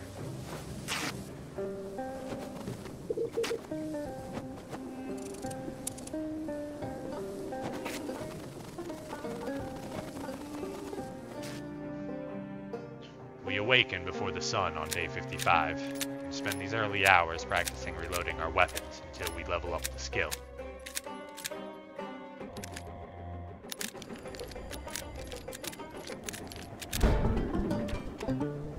When the sun casts its rays upon our pages, we'll read about forging, casting an anvil.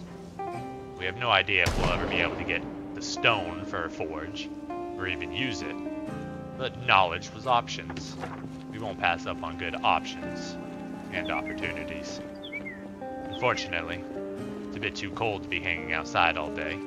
We catch a nasty flu. We'll have to baby ourselves for now, fight off this untimely sickness, before making progress in our plans.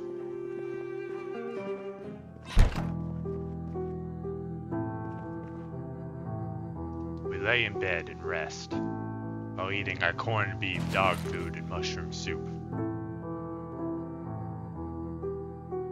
Yes.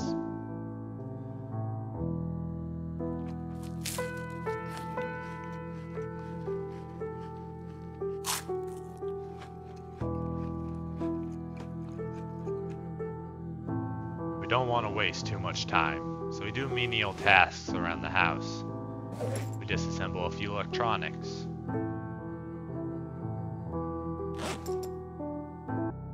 Play with our guns.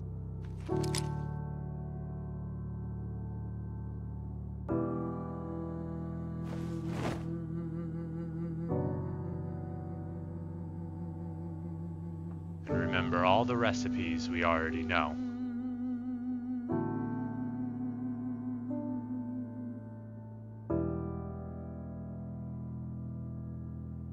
Before finally going to sleep. We awakened feeling a little bit healthier, but still a little sick. We'll take today easy as well. We start by upgrading our big hiking bag, just to see what it'll do. Drink a beer before getting started on what's going to be a rather boring day. We check all the possible recipes the thread could provide us with. Twine, sheets, and a sack. Bandages. We decided to make a couple bandages for experience. We'll end up replacing our sterilized rags for sterilized bandages for better medical support in an emergency.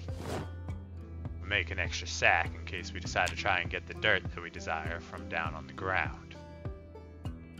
We're repurposing the zombie's clothing to twine and thread,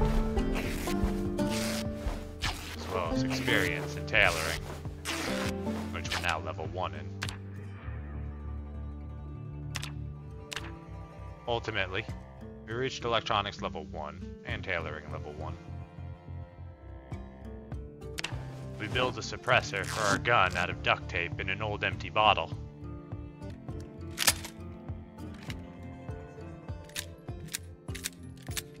We'll also take the red dot sight and green laser sight and attach them to the Beretta. Our weapon was looking incredible. But how good would an empty bottle suppressor really be?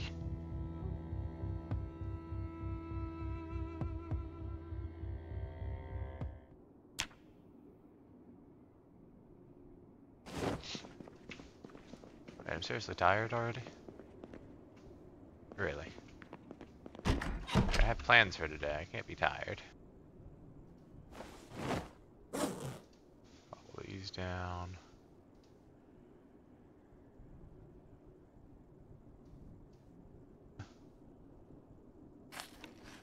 Let's do it up.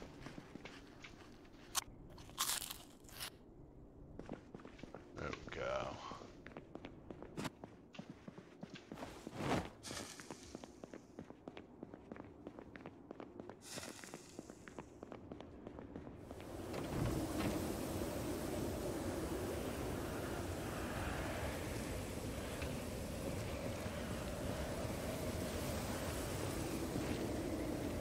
Making sure nobody's gonna stand up on us. We're all good? We're all good. Okay.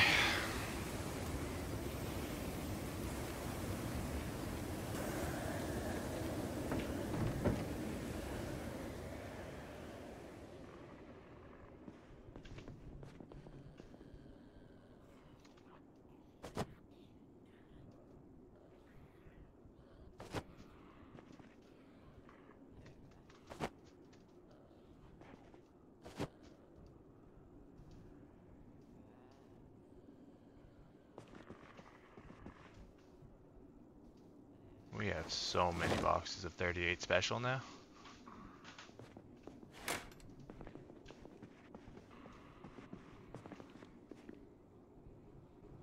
Just listen for a second.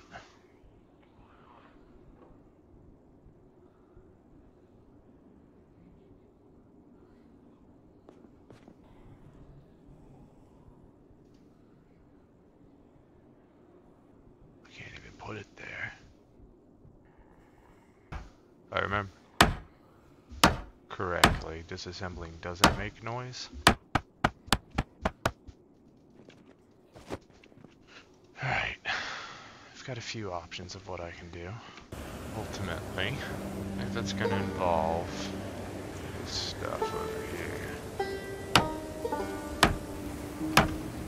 So the point of what I'm going to be doing, try to pull everybody out and away.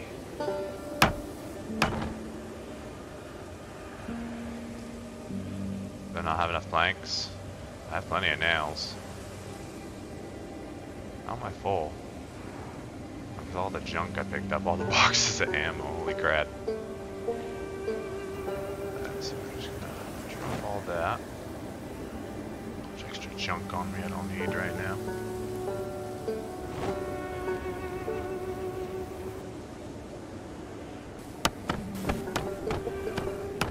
This may backfire on me because the door's right there. So they could all just start streaming up if I get too close and make too much noise. So this might be a bad idea. See, the snow stopped finally.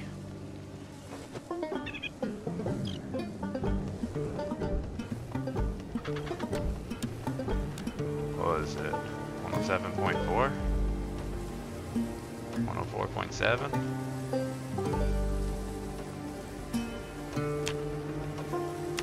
Is that it? Might be too late.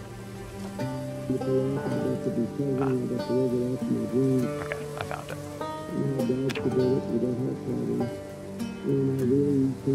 A blizzard.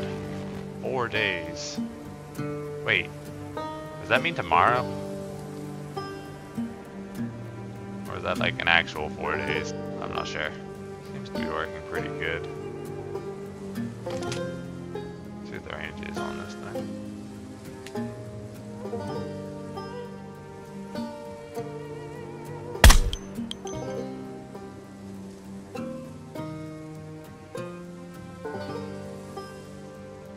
Like, if I fire this thing off in there, every single one of them.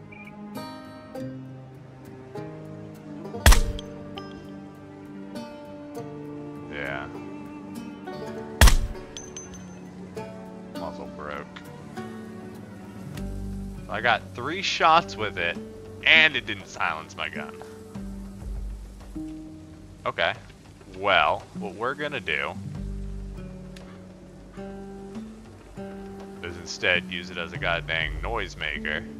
We're gonna try and make sure there's absolutely nobody up there, you know what I mean? Like, we're just gonna come right out here to my noisemaker. You know? We're just gonna pop off a couple shots.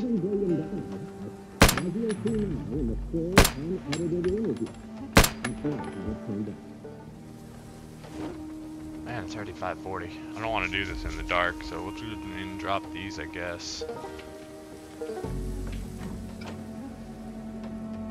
Man.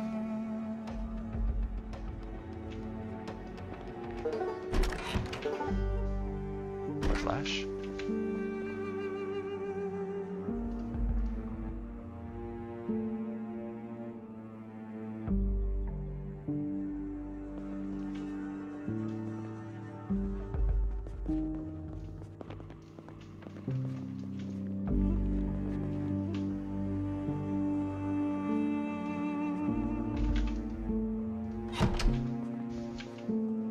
Definitely sounds like there's some people below me. Did I drop the planks yet?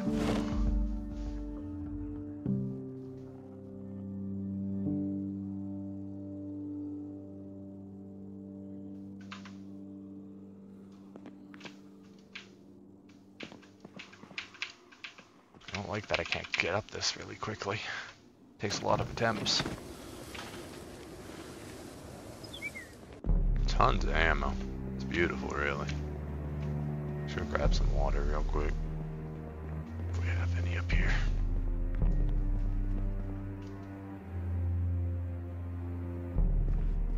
It's empty already.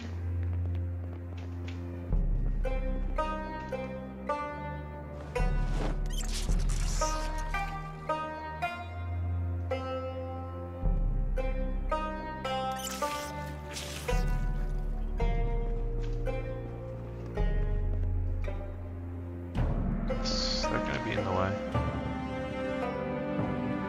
It's gonna be in the way. Like, really in the way. For now, we'll throw it in here. We'll turn this into a clubhouse, pool room, and all that jazz.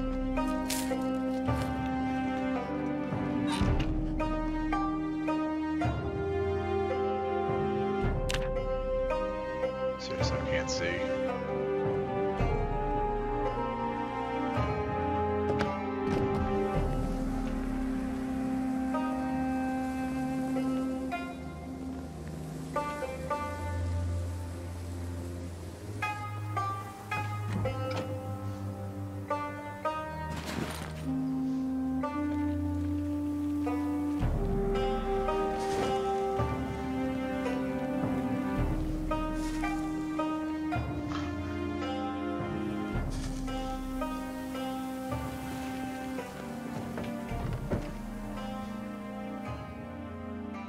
Oh, yeah, this is a bad idea. I can't see shit down here, dude.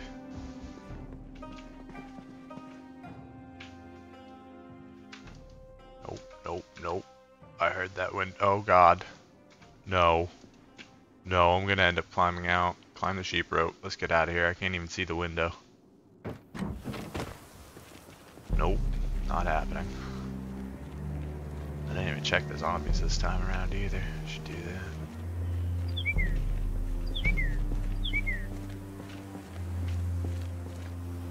Anything?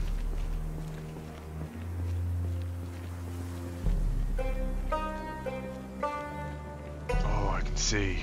I can't see anymore. I just need to be able to see. That's it.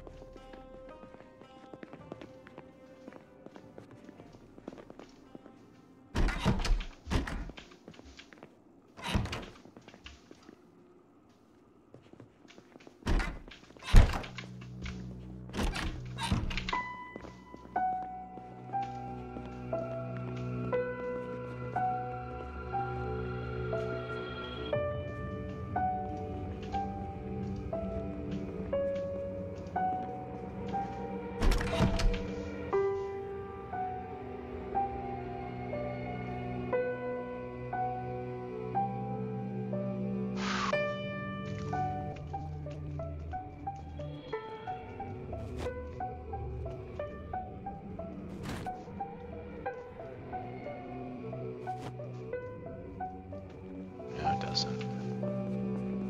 Let's just do...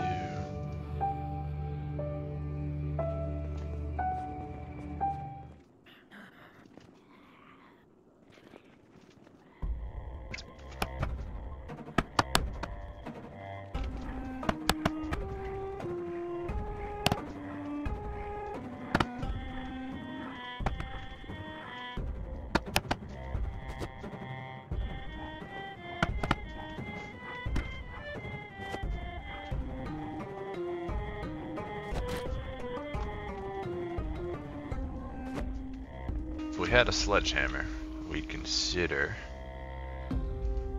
just taking over this, so we could just break down the wall whenever we wanted. We don't have a sledgehammer yet, so we got to do it the hard way and fight for it.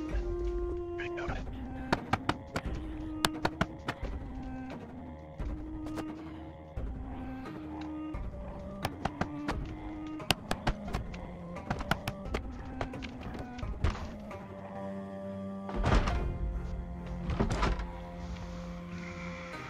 Gonna bring any beta blockers.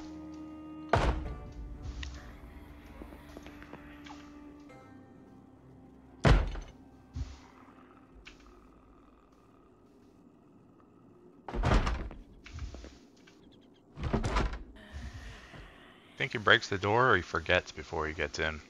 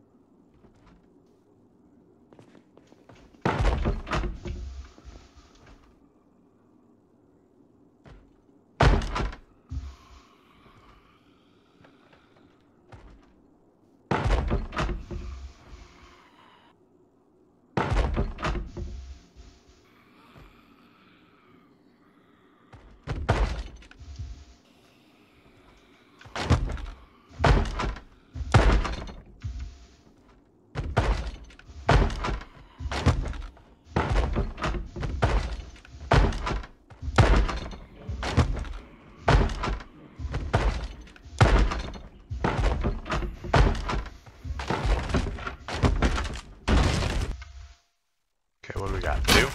Not a big deal.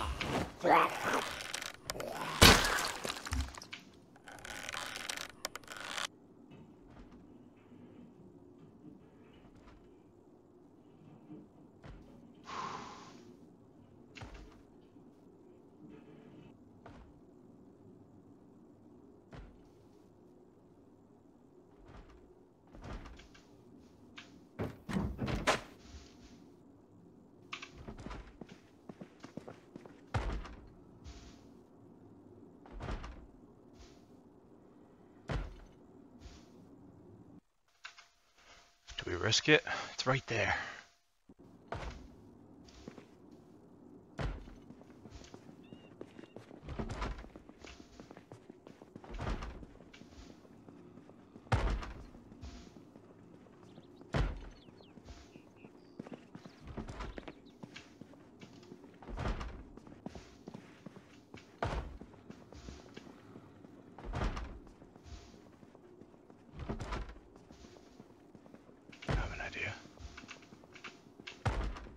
anything else in here that we can use? Yes, we do.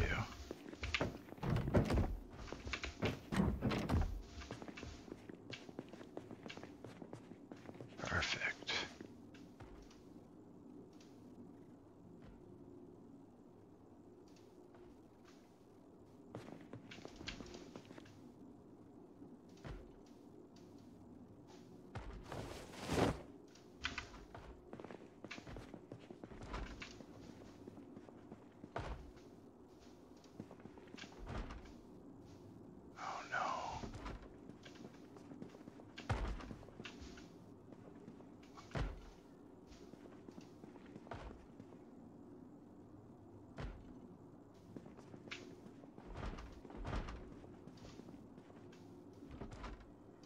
Oh no. Fuck it. Okay.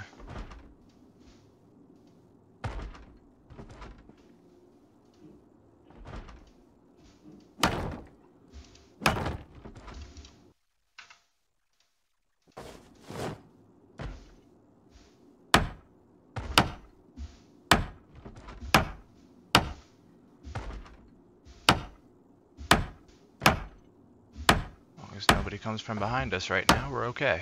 I think. Nice. Alright. Perimeter check. Door flash. Thought there was one in here.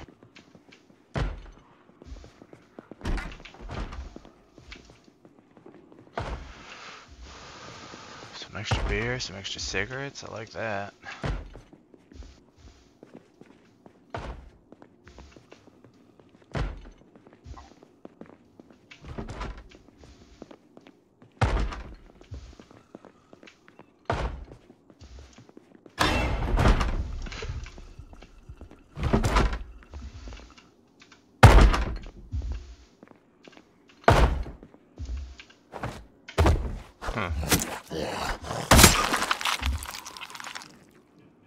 Didn't get my hand lift up. You could have snuck up on me.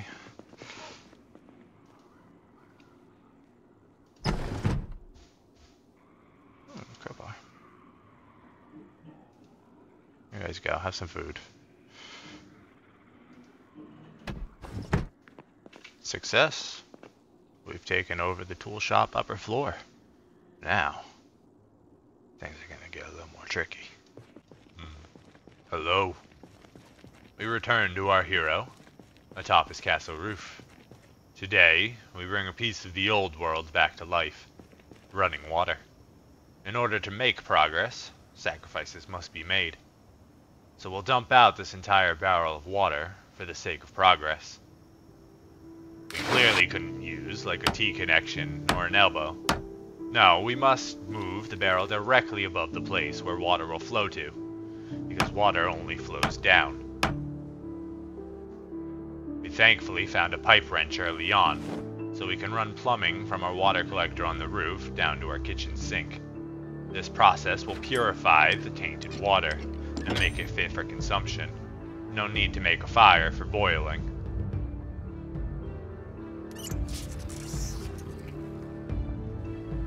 We'll move our buddy Manny to the position above the bathroom sink to remember where it is, in case we decide to double our efforts.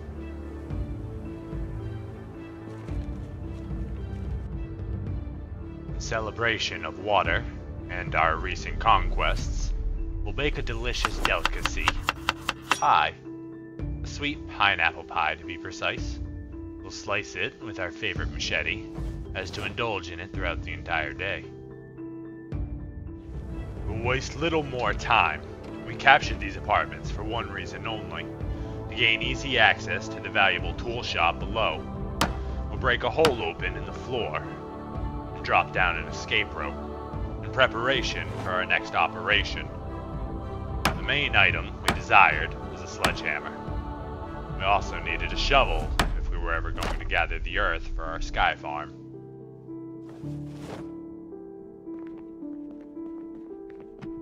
drop a second escape rope from the window as a plan B, in case the first plan goes poorly.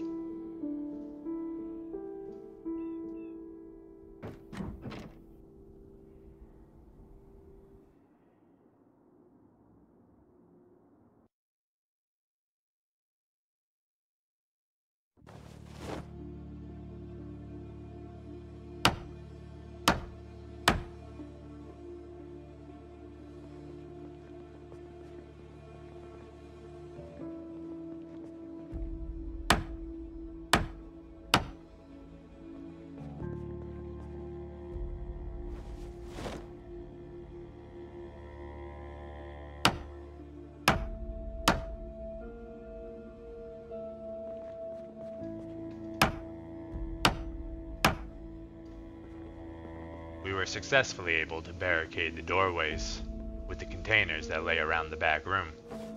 No windows makes this an opportune space to claim and make defensible. We'll stack the wooden crates 3 high to give us as much time as needed if a horde comes knocking.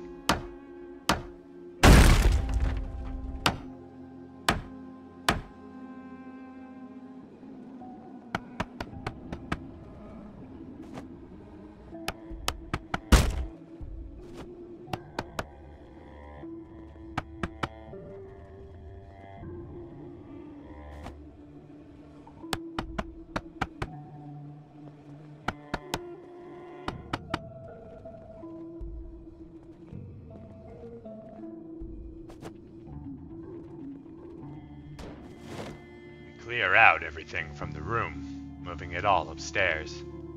We wanted and needed as much space as we could get down there on the ground floor.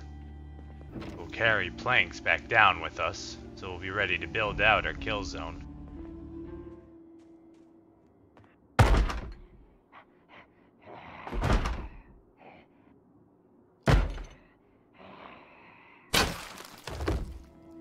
We plant a clean shot between our eyes. We can shoot through the crates, making this a very defensible wall. We can also pull zombies in from the other side, and retrieve our longbolts back this way. We'll end the day by discarding the corpse back outside of our perimeter, throwing it out the window, of course.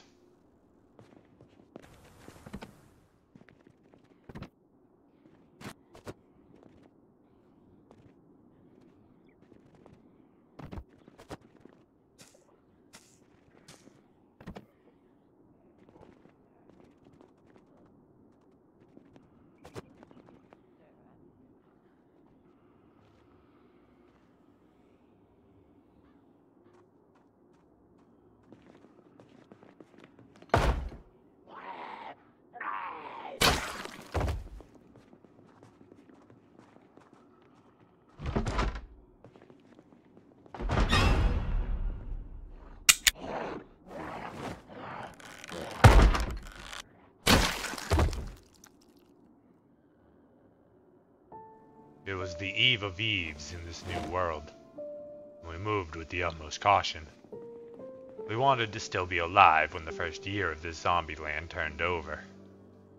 We dispatched a few guests that came unannounced through bolt and window tactics, and then began planning on how to get out into the front of the tool shop. The back room came with little to show for it, and we refused to leave empty-handed.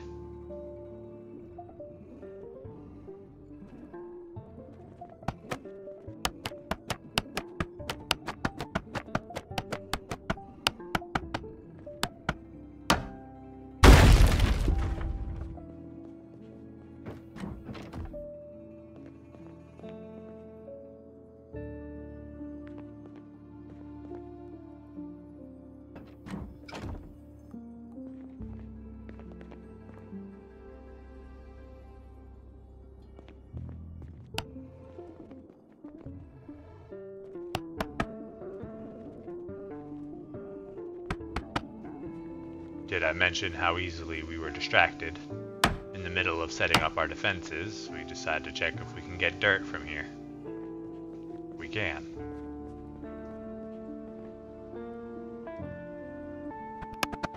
Spend the rest of the evening breaking the tiles so I'll have easy access to the dirt below. distractions.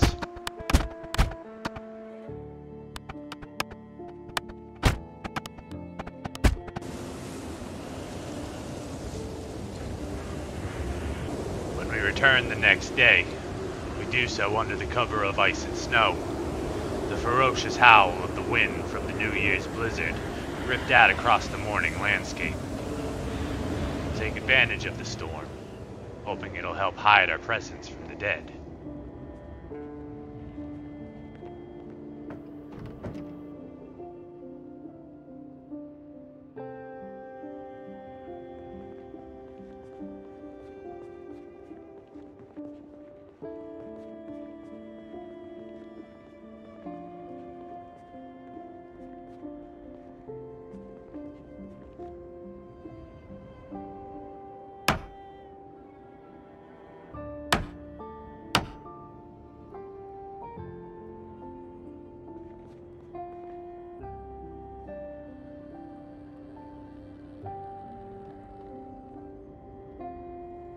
We're in no rush to push out.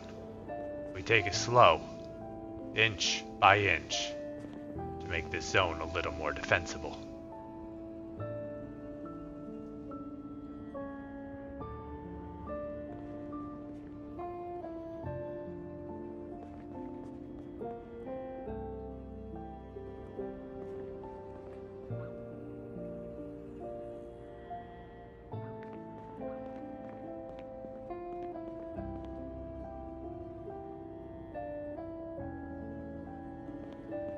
As quickly as she had showed up, she vanished again.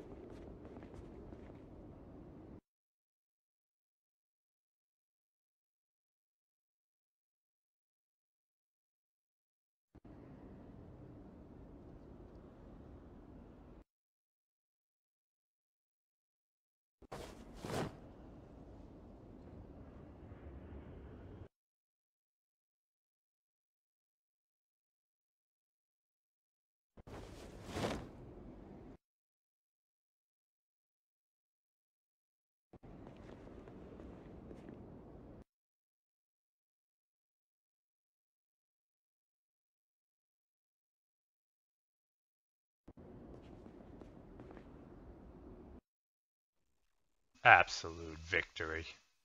A trowel, a sledgehammer, a shovel, and a nail gun. Everything we wanted we just found, and so much more. We quickly move our new prized possessions upstairs to safety. We'll take this opportunity to marvel at our sledgehammer's greatness.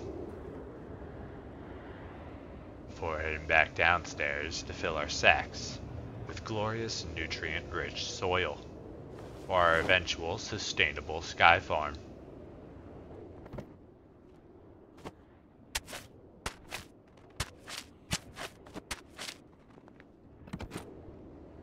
The new year has been an absolute blessing to us so far.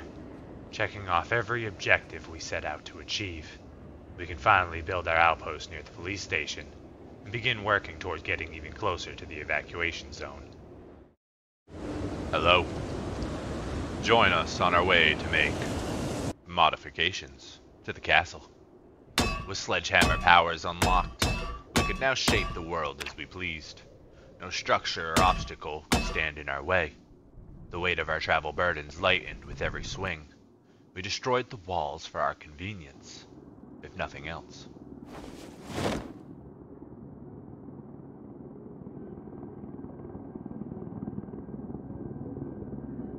Hear that?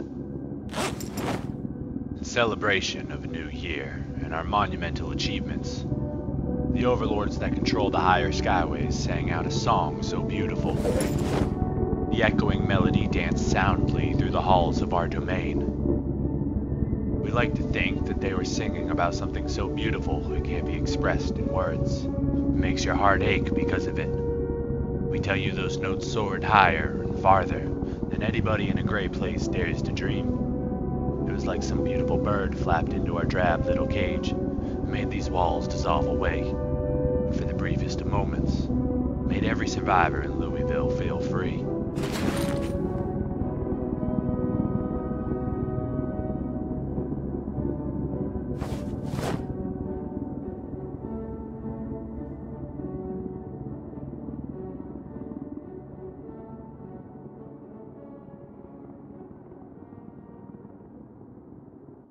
Head back to the tool shop, inspired, with courage in our hearts. We quickly set out to finish a previous task. We clear out the entirety of the tool shop shelves, bringing back all the usable things into safe territory. Even claiming the fancy toolbox for our own.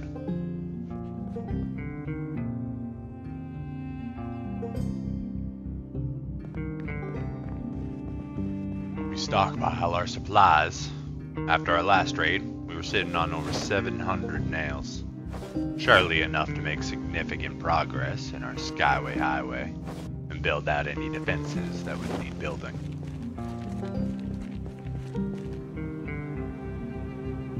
We lay out the foundations for our sky farm on the roof of our castle.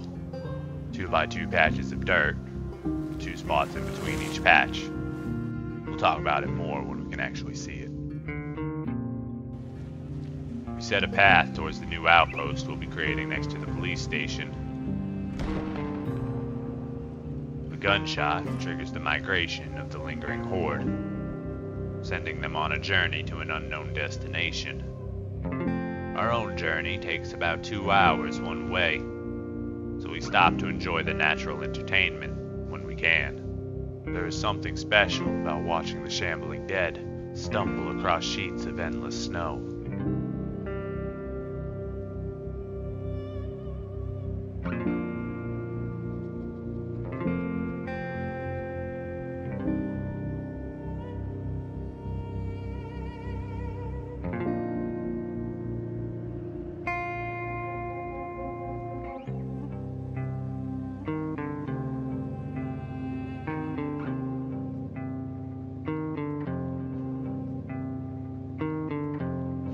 Distractions aside, we have a job to do.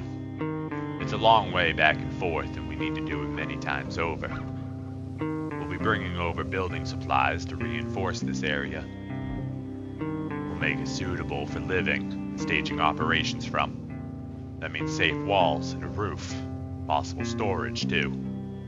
We'll we'll be constructing a small room big enough to sit and sleep in. This will help isolate us from the below freezing temperatures of the winter months. We found a tent peg and a tarp in the tool shop. With the 3 pegs we got from the earlier operations, we were able to craft a tent kit, which we'll be using as the main sleeping spot for the foreseeable future. Anytime we move our outpost, we'll be able to bring our convenient tent along with us. We also packed a survival pack, which contains all the basic necessities of living. Things like food, can opener, extra water. We'll be leaving it here so we don't have to worry about returning to the castle all the time to eat and stay alive.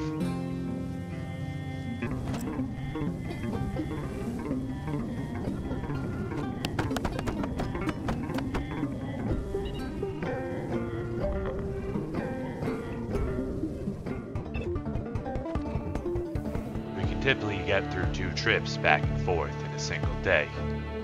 This eats about 8 hours of our sunlight just traveling. So progress is slow and tedious. We have to make dangerous decisions like building in the pitch dark in order to keep up with our agenda.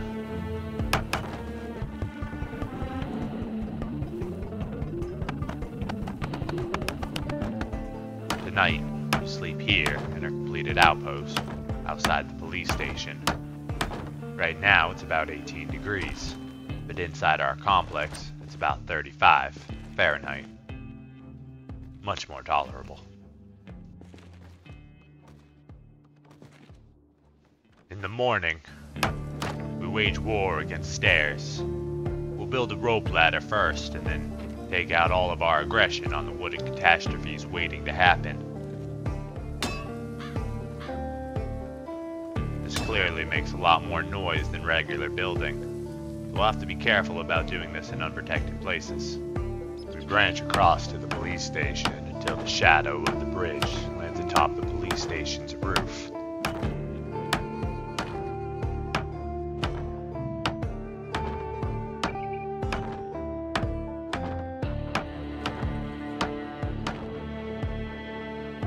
We'll look to make sure no windows are connecting that could leave us vulnerable. We'll be dropping another rope ladder here for easy access, making it so I don't have to worry about compromising my safe zone. According to my research, there's 2 good entry zones into this police station, one to the first and one to the second. But that's for our next operation. Somewhere, we lost our favorite bandana. We're not sure where. To help protect us from the cold, we wear this beanie in its stead. We pause to wonder where it has gone to. While collecting supplies for our outpost, we reach a new level. Carpentry level 9. From within the apartments, we gathered 79 planks for the outpost defense. It'll take a few days to ship these up north. But it's got to be done.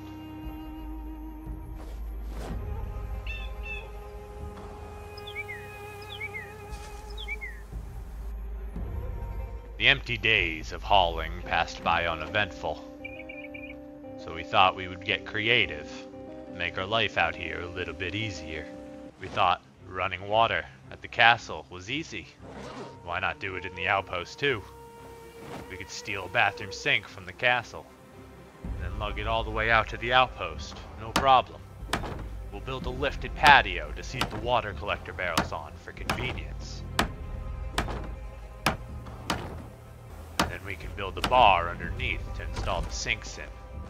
Brilliant plan with no chance of failing. The next morning, we rush home, 7 a.m., to get the bathroom sink. Our endorphins from our genius plan are pumping wildly through our veins. We install the sink into the outpost bar. We have a pipe wrench in our inventory, but we cannot plumb it. We add water to the barrel to see if that's the problem. But still, we cannot plumb it. Confusion fills our minds. It becomes our being. We stand confused and lost.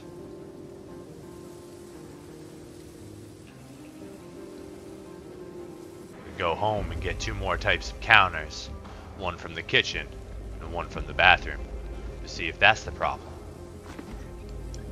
But still, we cannot plumb it.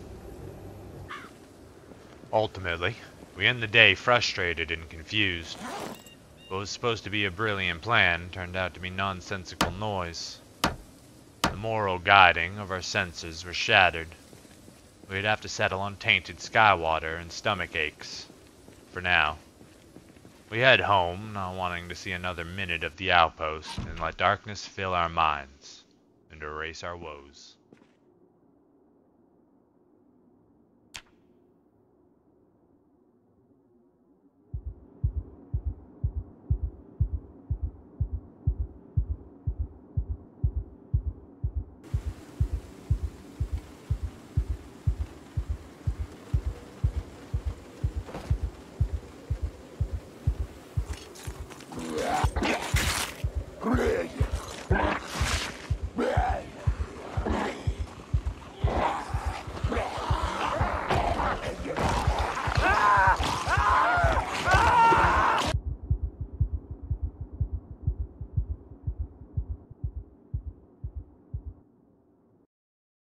Hello.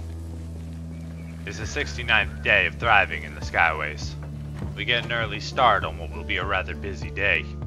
We begin our endeavor by repurposing the rest of the apartments that we won in our tool shop raid. We'll need every board we can get. Now we have a steady supply of nails, about 700 or so, not nearly enough planks. We skip forward and ignore the enormous task of logistics to set up and maintain this forward operating base. Just know I'm not a fan of walking on highways anymore. With our gathered supplies and our quick to assemble shelves, we'll finish setting up the outpost, which will serve as our home away from home.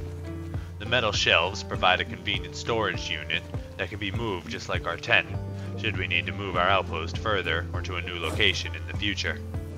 Thanks to this wonderful tip from Motor Gang in the comments for my last video, the sinks need to be inside what is considered an enclosed or sealed room before being able to plummet to the rain collectors.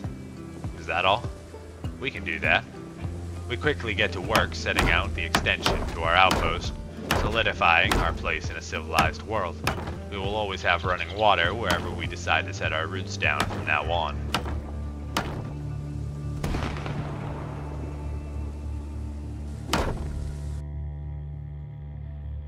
And now, we can plummet.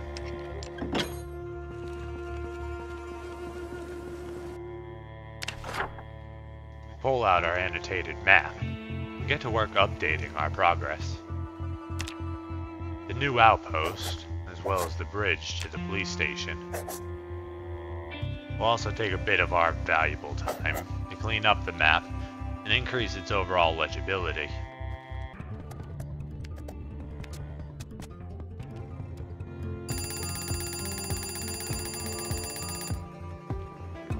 Another roof has been claimed into our territory.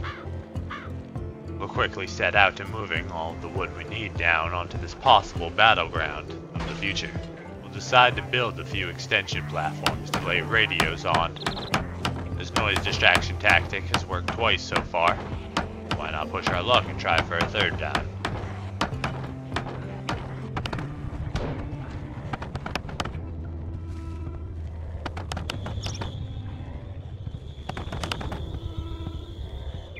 The first entry point of interest is the weapon locker on the first floor. The room itself is about 10 or 11 tiles long from the corner of this building. We'll count down 9 and then plan our entry hole from there.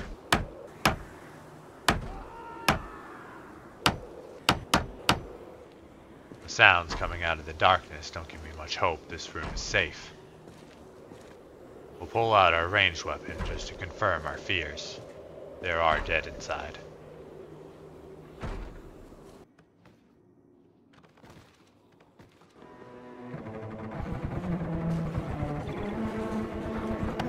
The second point of interest is onto the second floor storeroom. The stairwell from the first floor is right next to the storeroom, so it can become our staging ground for complete aerial dominance. We could also bypass it if needed, but I think we can use the built-in shells as a natural barricade to help fight the swarms of undead as they rise up into our possible ensnarement. We'll build out a small archery post as a backup if we need to retreat up the ladder. The assorted fences on the ground and floor are to ensure me time to run to safety. So, here's the plan. We sneak onto the roof, find out just how many of the undead are noise traps pulled out of the buildings. If things look proper, we'll take the opportunity to lower ourselves down into the compromised armory, and depending on the situation, seal it up and make it defensible. If this operation seems suicidal, we'll definitely stop to consider alternatives. We already had a safe defensible position to fight from on the second floor. With our sledgehammer, we can just smash a path into the building that's already built to be fought from. Oh. What is going on there?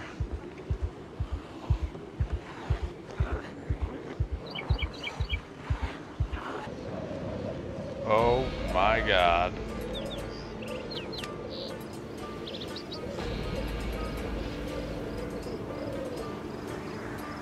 Ridiculous. Absolutely ridiculous.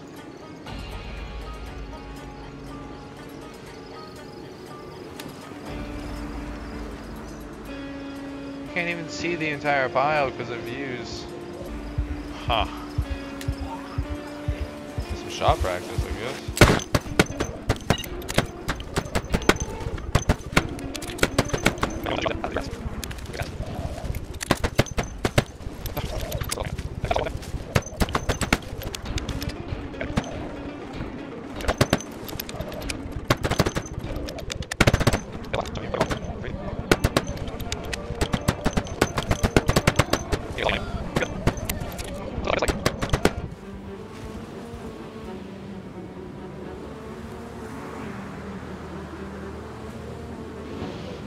Sir, can I have that bullpup on the back?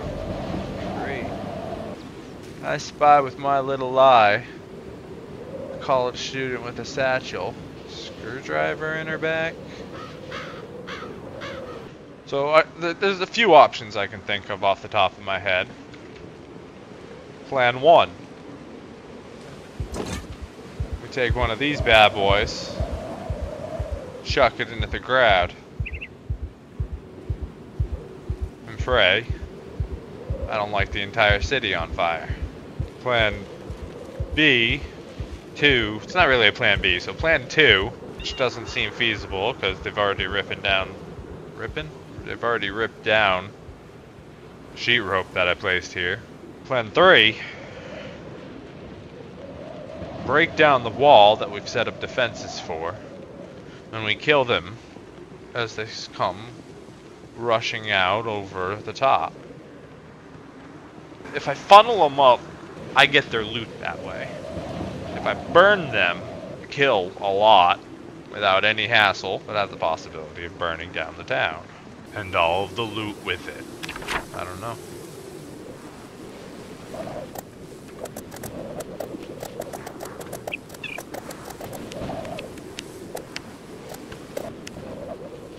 What do we do, Manny? What do you think? Come on, man, I need your advice. Anytime you want to help out, it'd be great.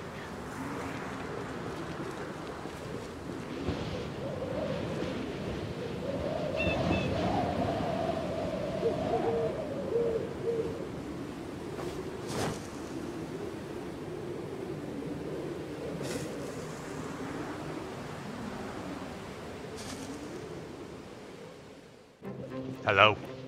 It was day 75 of the apocalypse. We returned home to retrieve a few of our friends. If we were going to be living out in the world away from the castle, we wanted them to be close at hand to help fight against the dark loneliness that was ever consuming. We'll craft a carabiner clip for our ducky, so that he can always be with us. We'll attach him to our bag, and then set out for the police station. We had a few more preparations to make before we felt comfortable making any more progress in our operation.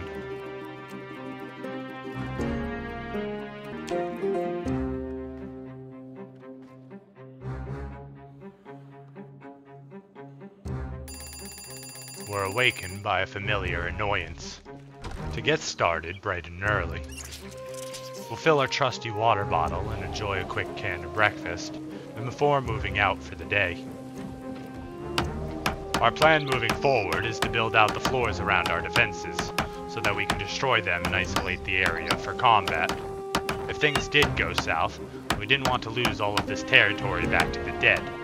In creating this patio, we also didn't have a way to connect to it.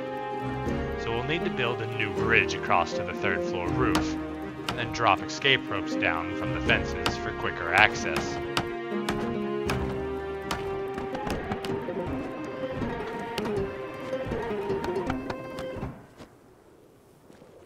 With the scarcity of light dwindling away at the end of the day, we'll call it quits till the morning, so we can start fresh and revitalized.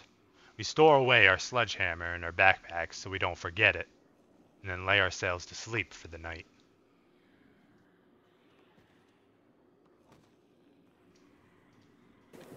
We awaken before the demon screams, and the sun's inevitable rise above the city's shoulders. We'll spend the early morning hours sitting in an awkward silence together with Ducky, the air stiff and tense with our doubt. Our feelings blistered over us while we awaited the rays of sunlight to break across the horizon. When they finally do, we give one last encouraging gaze to Ducky before we flip ourselves over into fate's hands and attempt to smash a new path into the future.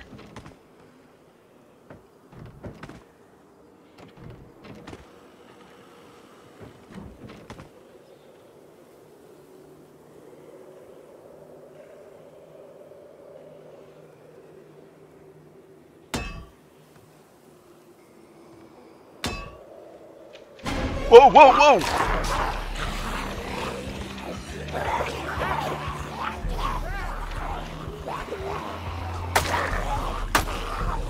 God.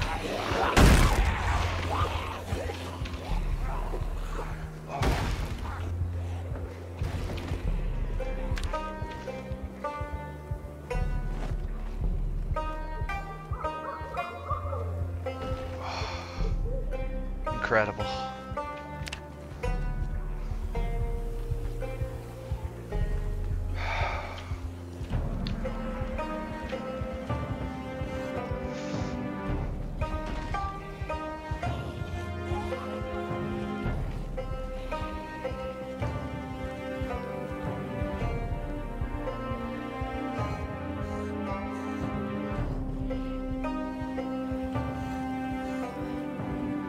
Crap.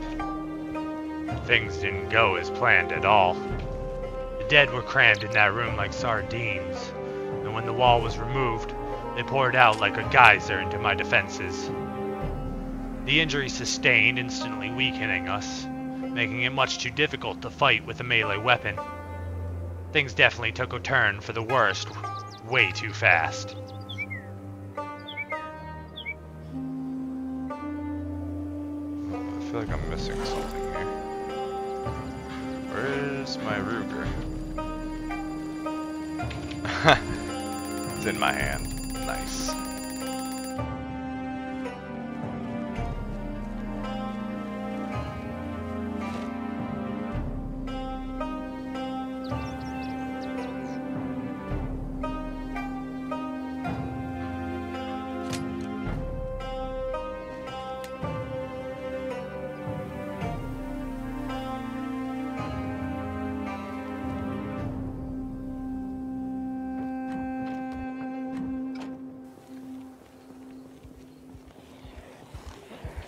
Time for some revenge.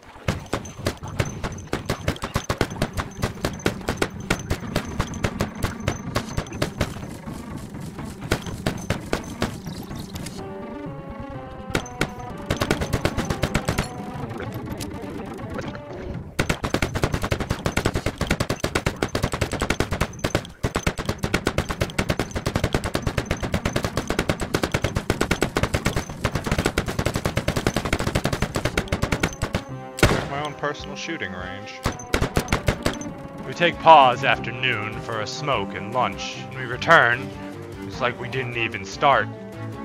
It was an endless treadmill of undead pushing against each other up the stairs, down the halls, and out onto my patio. Let's do this the fun way. That's it now. We're gonna need more than that. We'll spend a decent amount of time gathering as many of these freaks in one place. We had a special present we wanted to share with them all.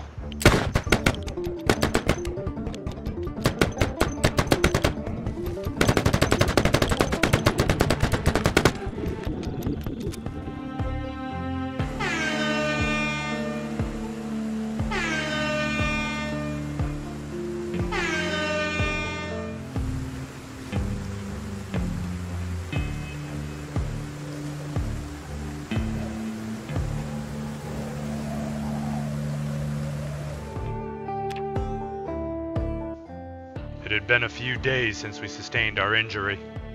The pain seemed only to get worse as the days went by. It had been 48 hours since we were wounded atop the police station roof. From under our bandage, black veins crawled up and down our arm. A gross black and purple pigment surfaced over the skin around the injury. We did what we could with the medical supplies that we had, but nothing seemed to help. A deluge of thoughts of the end haunted us as we clung helplessly to this fleeting life. We've learned one of life's toughest lessons to be taught only by time. It is possible to commit no mistakes and still lose.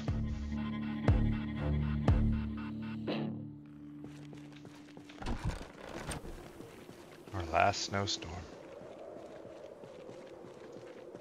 It's beautiful.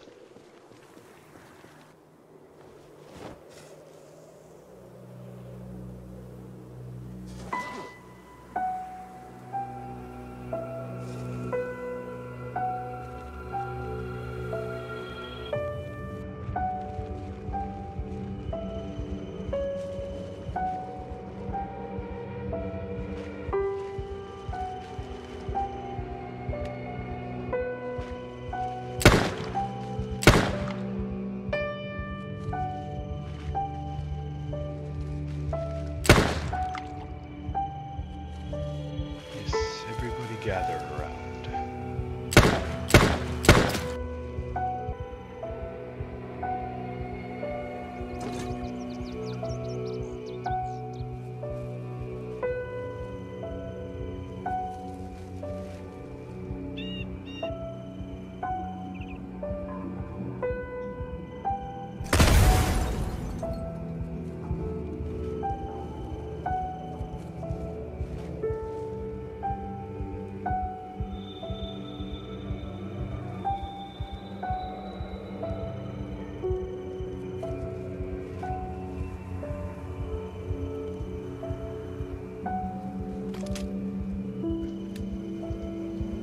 If we're going out in a blaze of glory, and taking as many of these bastards with us. May the fire have mercy on you, for we have no more to give.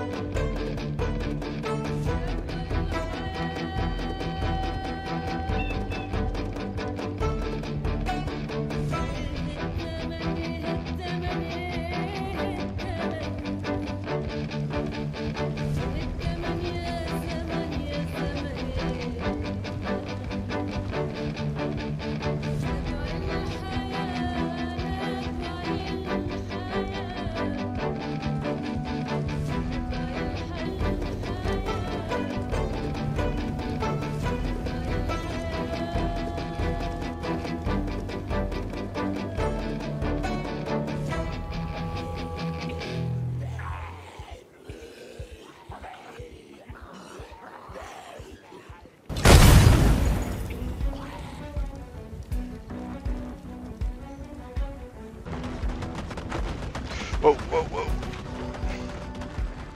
Building's trying to set me on fire.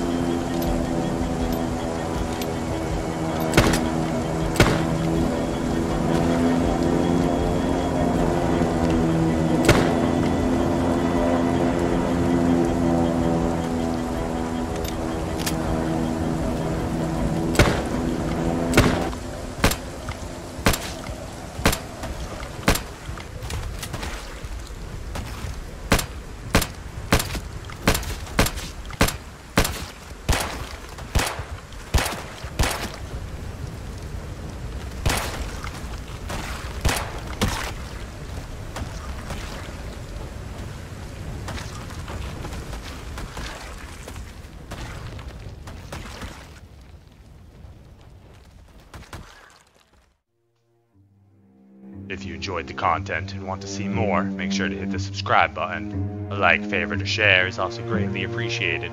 If you have a suggestion for a future challenge, please let me know about it down below or by joining the Discord. Thanks and have a wonderful one.